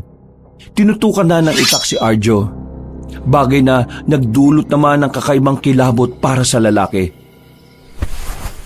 Bakit? Ano bang problema? Alam kong hindi niyo naman alam kung nasaan ang hinahanap namin. Niloloko niyo lang kami. Malayo pa nga. Bakit ba kasi mas marunong ka pa? Nakababa na tayo ng bundok ng Bolboles. Pero wala pa rin. Nasaan? Wala kayong may turo. Ibig sabihin lamang nito, wala kayong alam. Ang kulit mo naman. Malapit na nga eh. Kasasabi mo lang na malayo pa. Ngayon malapit naman. Halatang nagloloko ka eh. Patay na. Nako, naloko na talaga. Hindi nyo alam. Oo na. Hindi na namin may tuturo. Pero totoong nadaanan namin ang baryo ng mga aswang. Ang kaso nga lang, sa sobrang taranta namin sa pagtakas, hindi na namin matanda ng mga dinaanan namin. Pero totoong alam namin. Nakita pa nga namin kung ano mga itsura nila eh. Nakakatakot sila. Palagi naglalaway. Umaangil na parang aso tapos naglalaway din na parang gutom na hayop. Totoo sinasabi niya. Meron din kaming nakita unang bahay. May matandang lalaki doon na may mga karne ng tao na nasa mahabang lamesa. Hindi kami nagsisinungaling. Hindi lang talaga namin matandaan. Hindi ako naniniwala sa inyo. Kaya paumanhin. Pero kailangan kong tuparin ang aking sinabi. Kailangan ko kayong paslingin bilang parusa sa inyong pang-iinsulto sa amin. Ha? Panginsulto na ano? Pinagbuka nyo kaming mangmang. Kaya nararapat lang na... Ha? Napatigil si Sarah nang marinig nila ang mga kaluskos sa paligid. Lahat sila ay napalingon sa kung saan. Kinakabahan na lamang si Arjo nang makita nilang naghahanda na sa pakikipaglaban ng mga Amazonang babae. Bakit? Anong nangyayari? Mga kababaihan, ihanda nyo ang mga sarili ninyo. Narito na ang mga kalaban natin. Oh, sabi naman sa inyo, di ba? Totoong nakita namin ng mga aswang. Nandiyan na sila! Biglang tinulak ni Sarah si Arjo kaya muling tumihaya ang binata. Nauntog pa ito sa bato. Buti na lang ay hindi ganun kalakas. Agad naman itong tinulungan ni Jinggoy at Joel na makabangon. Agad silang gumilid. Para silang mga bata na takot kahit na may mga hawak naman silang mga itak. Hindi nagtagal, biglang naglabasa na ang mga aswang sa gilid. At dito ay nagsimula na ang labanan sa pagitan ng mga aswang at ng mga Amazona. Putik! Para namang hindi mga babae ang mga yan. Tingnan nyo oh, ang lala. Sobrang bangis nila. Tapos tayo nandito lang. Yan ang gusto mo. Labanan ng mga aswang na yan. Eh kung mamatay tayo dyan. Lalaban ako. Ha? Pasikat na naman to oh. Kapag umupo lang tayo rito, mas lalo lang bababa ang tingin sa atin ng mga kababaihan na yan. Tandaan mo, dito sa lugar na ito, mataas ang tingin nila sa sarili nila. Habang mababa naman ang tingin nila sa atin.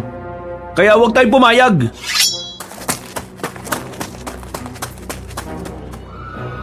Kahit na hindi sumang-ayon sa kanya ang dalawa, umalis pa rin si Arjo sa kanilang pinagtataguan. Sumama siya sa mga nakikipaglabang kababaihan. Kahit na hindi niya alam kung paano papaslangin ang mga aswang, ginawa pa rin niya ang kanyang makakaya. Nang mapansin siya ni Sarah, tila nakuha niya ang respeto ng babae sa kanyang ginawa. Sigurado ka ba sa ginagawa mo? O bakit? Anong tingin mo sa akin? Takot? Hindi ganun ang mga lalaki. Kami mga lalaki, matatapang, barako, malakas at magiting. Kung yan ang pananaw mo, hindi kita pipigilan. Napailing na lamang si Arjo. Nilapitan niya ang isang aswang na nagtatangkang umatake ng patalikod. Nailigtas ni Arjo ang isang Amazona. Dahil doon ay mas lalong nagkaroon ng lakas ng loob si Arjo. Pakiramdam niya kasi ay isa na siyang bayani sa kanyang ginawa. Pero sa mga nakalipas na mga sandali, mas lalo pang dumami ang mga aswang. Sa puntong ito, naramdaman na ni Arjo na hindi uubra ang kanyang pagpapasikat. Kaya naman muli niyang binalikan ng dalawang kaibigan na sa mga sandaling yon ay nakasiksik pa rin sa gilid ng puno. Wala ba kayong gagawin? Dumarami na sila oh. Maya naman kayo sa mga babae.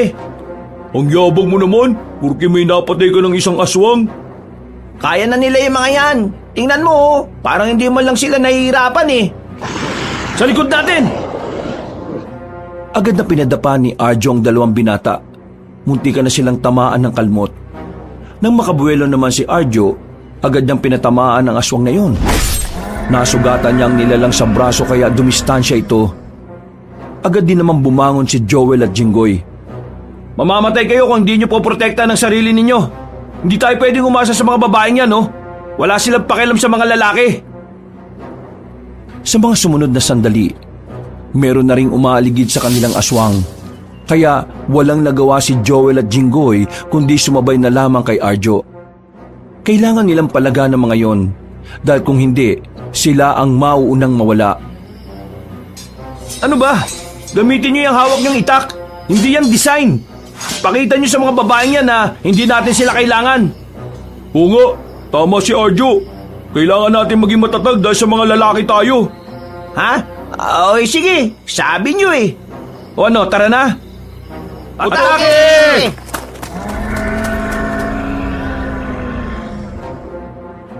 Sabay-sabay nilang nilapitan ang mga aswang na nasa harapan nila.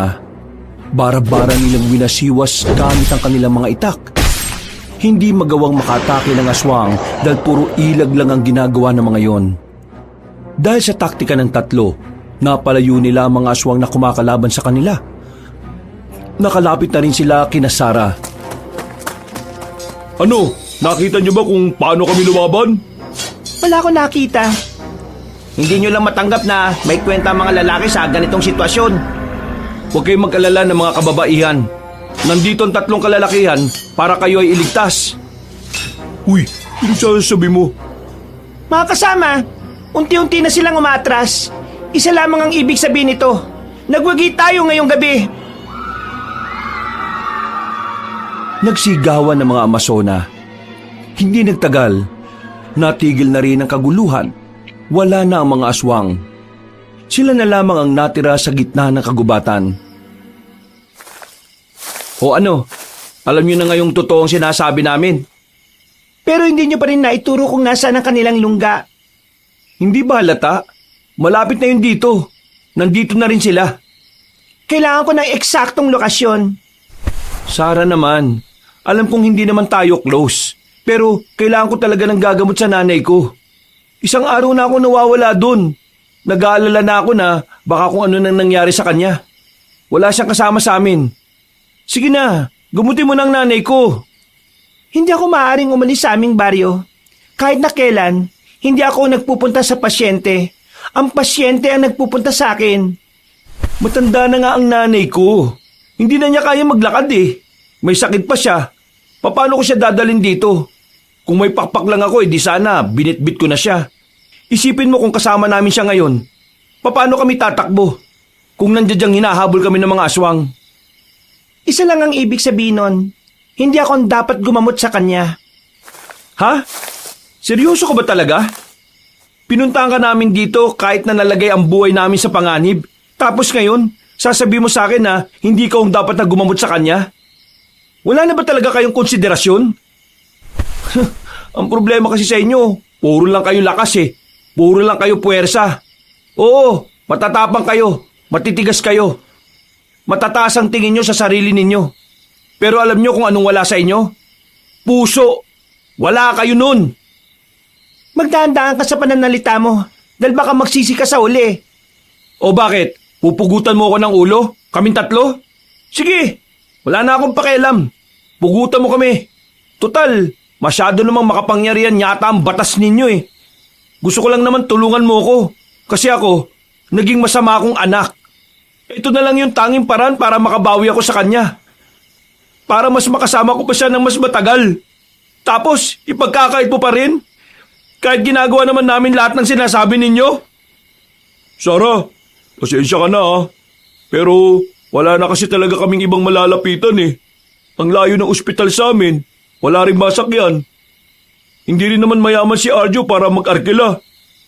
Ilang araw nang sumasakit ang tagiliran ni Aling Sylvia. Hindi kami pwede magtagal dito dahil walang kasama yung matanda.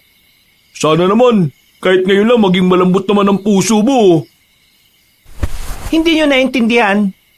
Hindi ko maaaring iwan ang mga kasama ko, lalo na ngayon, nagpaparamdam na ang mga aswang. O sige, ganito na lang. Tutulong kami sa pagpatay ng mga aswang na yan. Pagkatapos, tutulungan mo naman kaming magamot ang nanay ko. Sige na. Kahit pag-isipan mo lang muna. Papayag ako, pero sasamahan nyo kami sa laban. Yun nga ang sinabi ko eh. Sasama kami. At kapag natalo na natin ang mga aswang, sasama ka naman sa amin para gamutin ang nanay ko. Nagkasundo na ang dalawang panig. Pumayag si Sarah sa kanilang kondisyon. Nang masiguro nilang wala ng aswang doon, agad na rin silang umalis. Bumalik sila sa baryo. Pagbalik nila, saka lamang naramdaman ng binatang si Arjo ang sugat niya sa balakang. Wala siyang kamalay-malay na tinamaan pala siya ng kalmot ng aswang. Napaupo siya ng humapdi yun.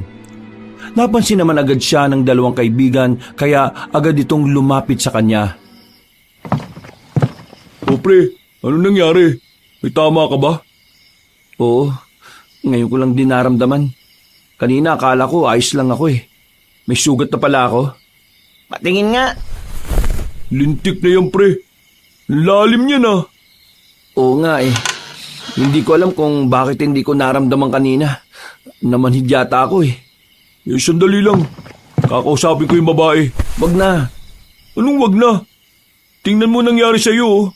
Kapag humingi pa tayo ng tulong doon, baka mamaya may kapalit na naman. O baka mamaya hindi na niya gamutin si nanay. At saka baka tingnan na naman niya akong mahina o tayo. Pride pa rin ang pairalin mo, ano? Kapag na-infeksyon niyang sugat mo, mamamatay ka na. Tapos, hindi pa magagamot si Aling Silvia. Ako nang balang makiusap sa babaeng yun. Kailangan mo magamot. Namumutla ka na eh oh. Wala nang sinayang na oras ang lalaking si Joel. Mga 10 minuto pang nakalipas, bumalik ito kasama ang amasonang si Sarah. Agad nitong sinuri ang sugat ng lalaki. Nang makitang tila namamaga na yon at nagkukulay ube, inutusan agad ng babae ang mga kasama nito na kunin ang gamot. Maaari bang lumabas na muna kayo? Ha? Bakit naman? Mamaya kung anong gawin mo sa kaibigan namin eh. Buwang ka talaga eh no. Sumunod na lang tayo. Anong nararamdaman mo? Hindi ba halata? Ang hapdi-hapdi nga eh oh. Mas maapdi ang mga gamot na ilalapat ko sa sugat mo. Kaya kailangan mong tatagan. Kung makapagsalita naman to, parang mamamatay naman ako. Mamamatay ka kapag hindi yan naagapan. Hindi nagtagal ay nilagyan na rin ni Sarah ng kung ano-anong langisang sugat ng binata. Kagat-kagat niya ang tinuping damit habang napapasigaw sa sobrang sakit.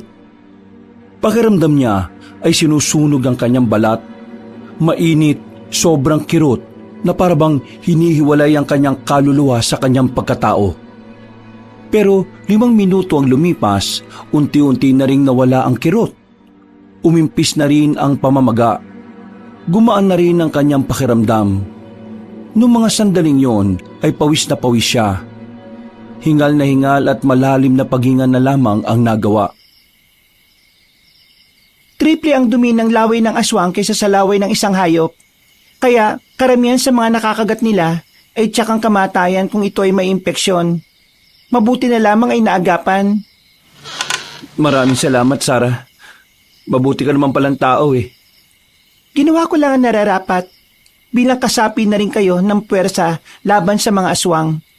Obligasyon ko ang kaligtasan nyo. Ibig ba nitong sabihin may pakialam na kayo sa amin? Ganun na nga.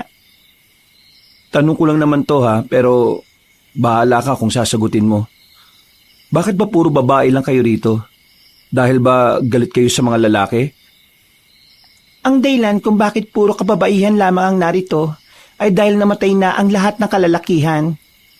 Ha? Paano namatay? Lahat ng kababaihan na iwan dito ay may mga asawa at ama, kapatid na lalaki. 5 taon na ang nakalilipas.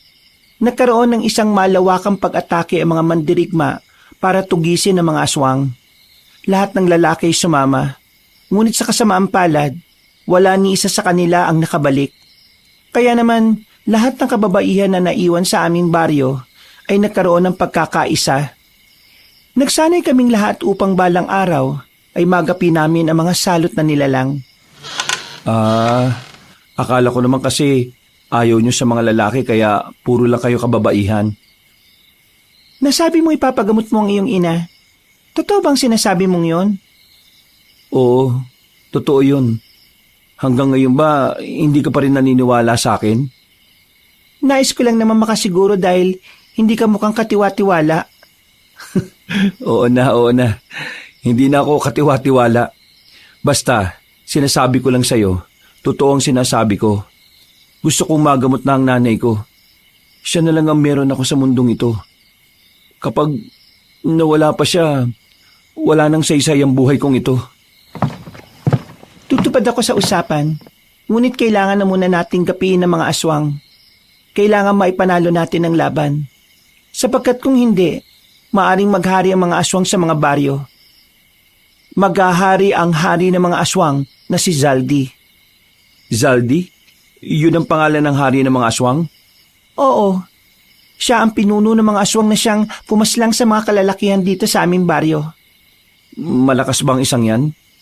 Hindi ko alam, pero malakas ang aking hinala na mahihirapan tayo sa kanya. Bumuntong hininga na lamang ang babaeng si Sarah.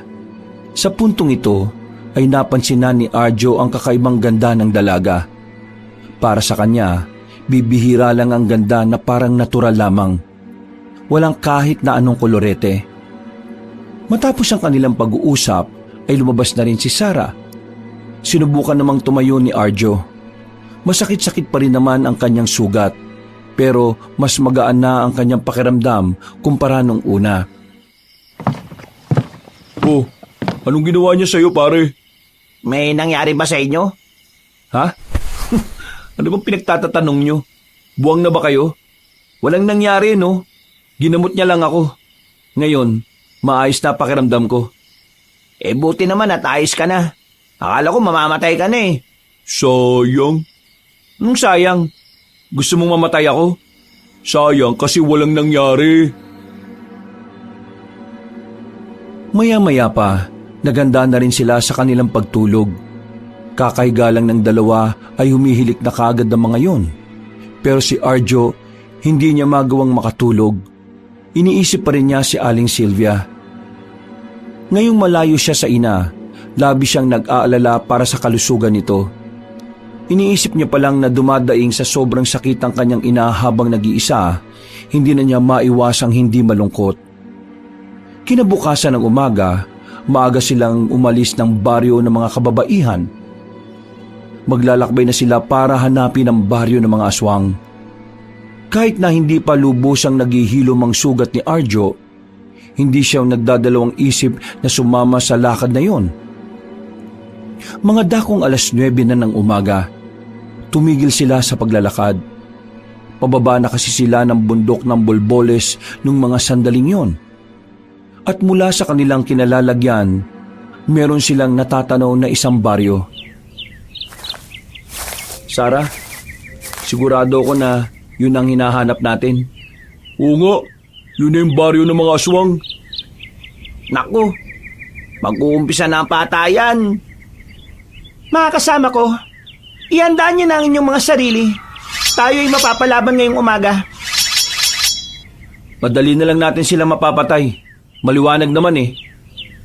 Huwag tayo magiging kampante dahil mas madali nila tayong makikita sa ganitong oras. Napalunok na lamang ng laway si Arjo. Bumukas sa kanyang mukha ang takot na nararamdaman.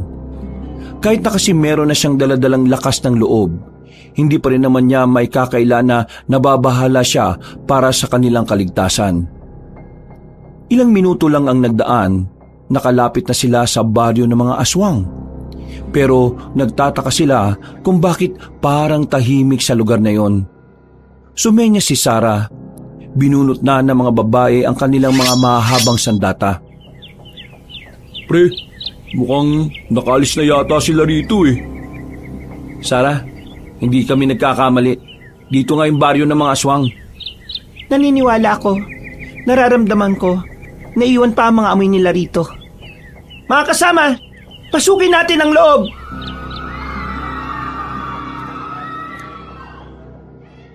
Wala silang sinayang na pagkakataon. Agad-agad na silang nagtungo roon. Inisa-isa nila ang mga kabahayan na kanilang nakikita. Marami silang mga nahalungkat na mga bagay na nagpapatunay na mga aswang nga ang naroon. Lahat na ng bahay ay nagawa na nilang pasukin. Ang kaso nga lang ay wala na silang naabutan kahit na isa. Dismayado ang mga Amazona. Napapakamot na lang din ng 3 binata. Mga takot pala mga yun eh. Ano nang gagawin natin yan? Di babalik na muna tayo niya sa baryo. Hindi. Dito lamang tayo. Ha? Bakit? Anong gagawin natin dito? Hihintayin natin silang bumalik sa lugar na ito. Malakas ang kutob ko na nararamdaman nilang pupuntahan natin ito. Ngayon, ang ating gagawin ay bibitagin natin sila. Mauhulog sila sa ating patibong. Huwag mong sabihin na buong maghapon tayo narito. Kailangan mabantayan natin ang baryong ito. Maghahanap tayo ng magandang pwesto na mapagtataguan. Aabangan natin ang kanilang pagbabalik. Kahit na hindi sang-ayon si Arjo sa ideyang yon, ay hindi na rin siya kumontra. Sinubukan na lang niyang pagkatiwalaan ang mga naiisip ng babaeng si Sarah. Lumabas sila ulit ng baryo. Pinalibutan nila ang lugar na yon habang nakatago sa likuran ng nagtataasang puno. Baka gabi pa magbalikan yung mga aswang na yun. Makakatulog pa ako. Gisingin nyo na lang ako kapag nandyan na sila. Bahala ka sa buhay mo. Matutulog din ako, no? Wag! Ha? Anong wag? Samahan niyo ako. Oh, saan na naman tayo pupunta? Maglalakad-lakad lang. Maglilibot. Baka makita natin ang mga aswang na malapit lang dito. Ano kung makita natin? Tayo unang mamamatay? Bahala kayo dyan. Iidlip na lang muna ako.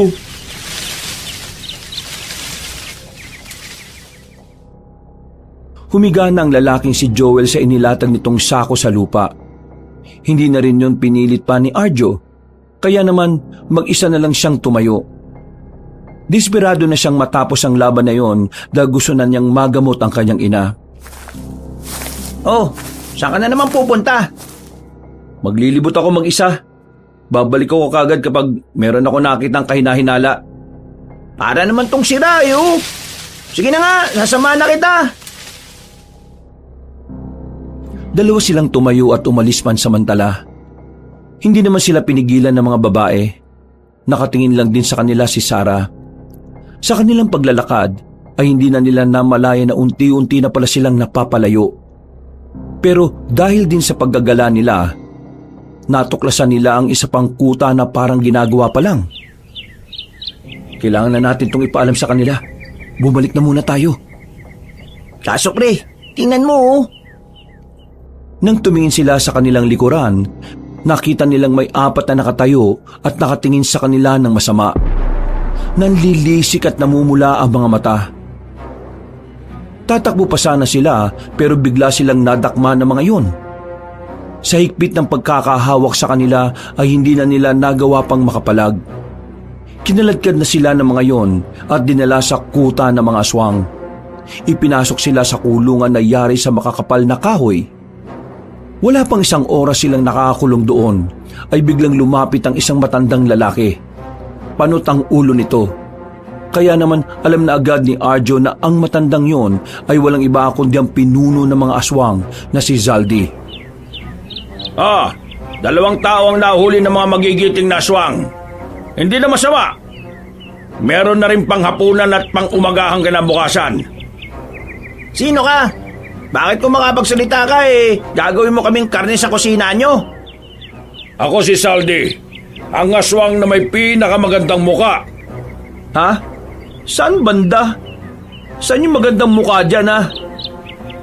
Sabihin nyo nga sa akin, meron pa ba kayong ibang kasama na naiwan?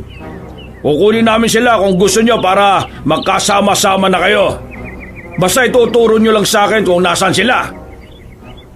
Tumigil ka, Panot. Hindi mo makukuha ang mga kasama namin dahil sila na mismo ang darating dito para kunin kami at para paslangin kayo. Ang tinutukoy mo ba ay ang mga babaeng mandirigma? Ha! Tingin mo talaga nakakaramdam ako ng takot sa kanila? Mga di hamak na babae lang naman ang mga yon. Huwag mong minamalit ang mga babae. Baka nakakalimutan mo, tandang panot. Babae ang nagsilang sa'yo.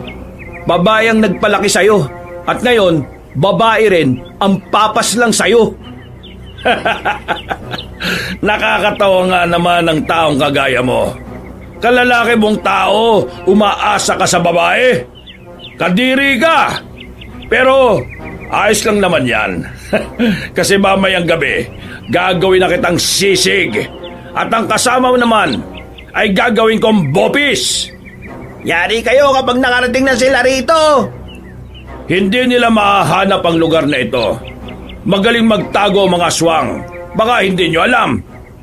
Kasi wala kaming pakialam. Pwes, dinalaw ko lang naman kayo rito. Mamaya, ilalaga na kayo.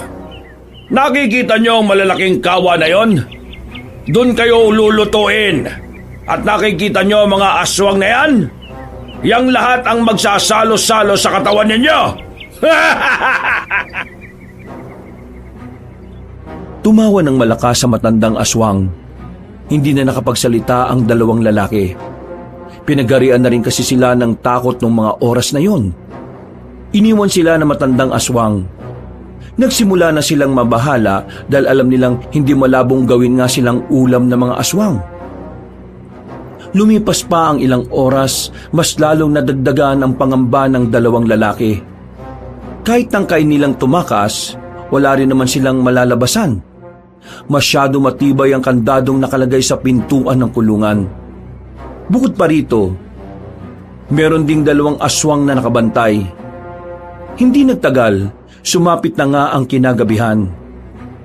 Umiiyak na ang dalawang lalaki dahil alam na nilang kakatayin na sila. Mas lalo pa silang naiyak nang nilabas na sila sa loob ng kulungan. Kinaladkad sila papunta sa katayan.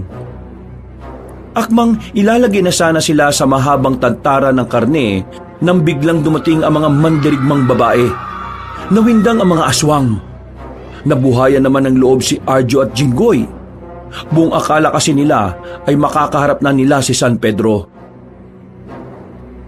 Buti naman dumating na kayo. Akala namin, Buti na lang nahuli kayo. Hindi sana namin ito matatagpuan.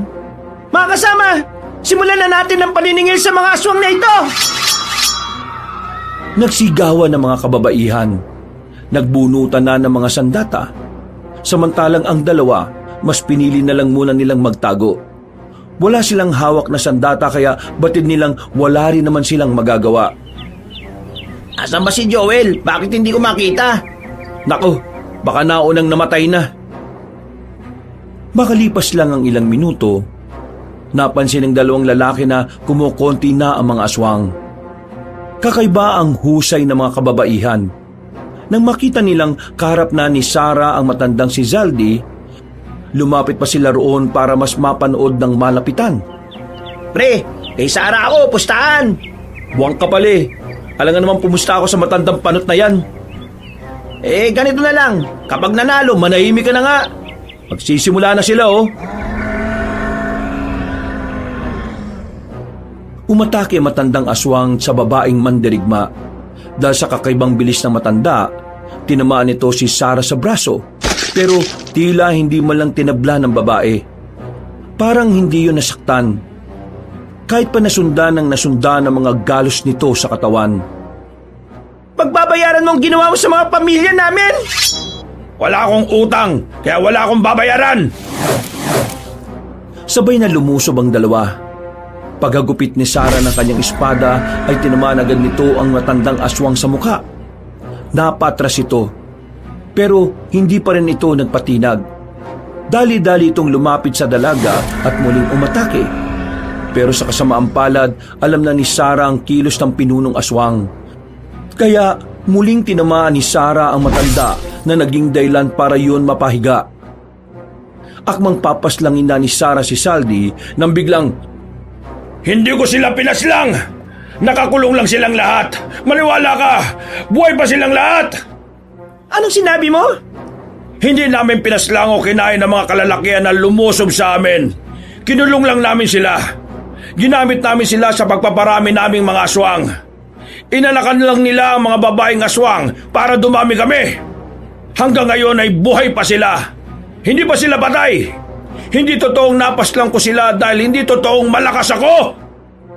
Ituro mo sa akin kung nasaan ang sinasabi mo. Dahil baka paslangin kita. Oo, sige. Ituturo ko na. Sa baryo namin, merong ilalim doon. Isang lugar na nasa ilalim ng lupa. Doon sila nakakulong. Puntahan nyo para maniwala kayo. Hindi na pinagsalita pa ni Sarah ang matandang aswang. Pinaslang na rin niya ito ng walang pag-aalinlangan. Napanganga na lamang si Jinggoy at Arjo. Matapos nilang maubos sa mga aswang na yon, ay agad na rin nilang binalikan ang baryo ng mga nilalang. Nakita nila ang lagusan papunta sa ilalim ng lupa at doon ay natuklasan nilang naroon pa ang kanilang mga kapamilya. Mahaba na ang buhok ng mga kalalakihan at payat na rin. Ang mga babaeng maangas, matatapang at matatatag ay narinig nilang umiiyak nang makita ang mga kapamilya. Napapangiti na lamang si Arjo at Jinggoy. Visit ka. Huwag mo nga akong iyakan. Ngayon natalo na ang mga aswang at nakita na nila ang pamilya nila. Magagamot na rin ang nanay mo. Oo, kaya makakabalik na rin tayo.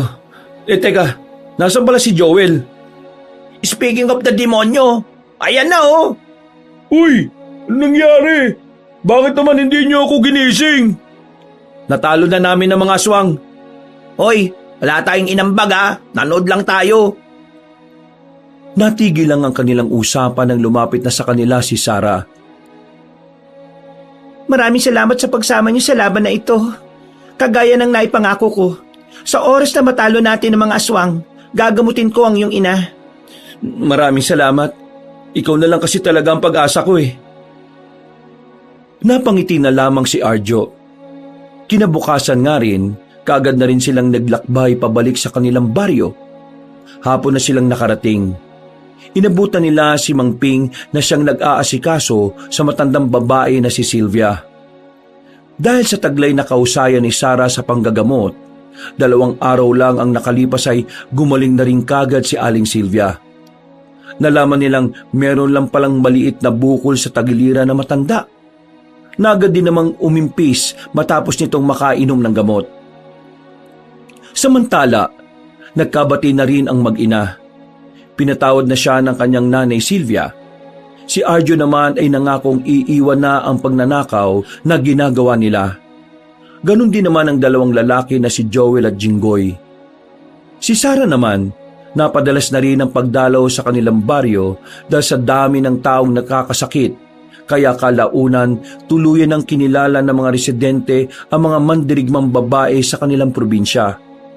Si Mang Ping naman, sa hindi inaasahang pagkakataon, ay nakagusto kay Aling Sylvia. Ganon din naman ang matandang babae. Nagkahulugan ng loob ang dalawa sa ilang araw na magkasama sila sa iisang bahay. Naging mapayapa at tahimik na ang buhay ni Arjo mula noon. Napapangiti na lang siya kapag naaalala ang mga karanasan sa kamay ng mga aswang. Pero para sa kanya, ang mga karanasan na iyon ay dadalhin niya bilang aral na maaari niyang magamit sa pagtahak ng kanyang bagong landas. Wakas!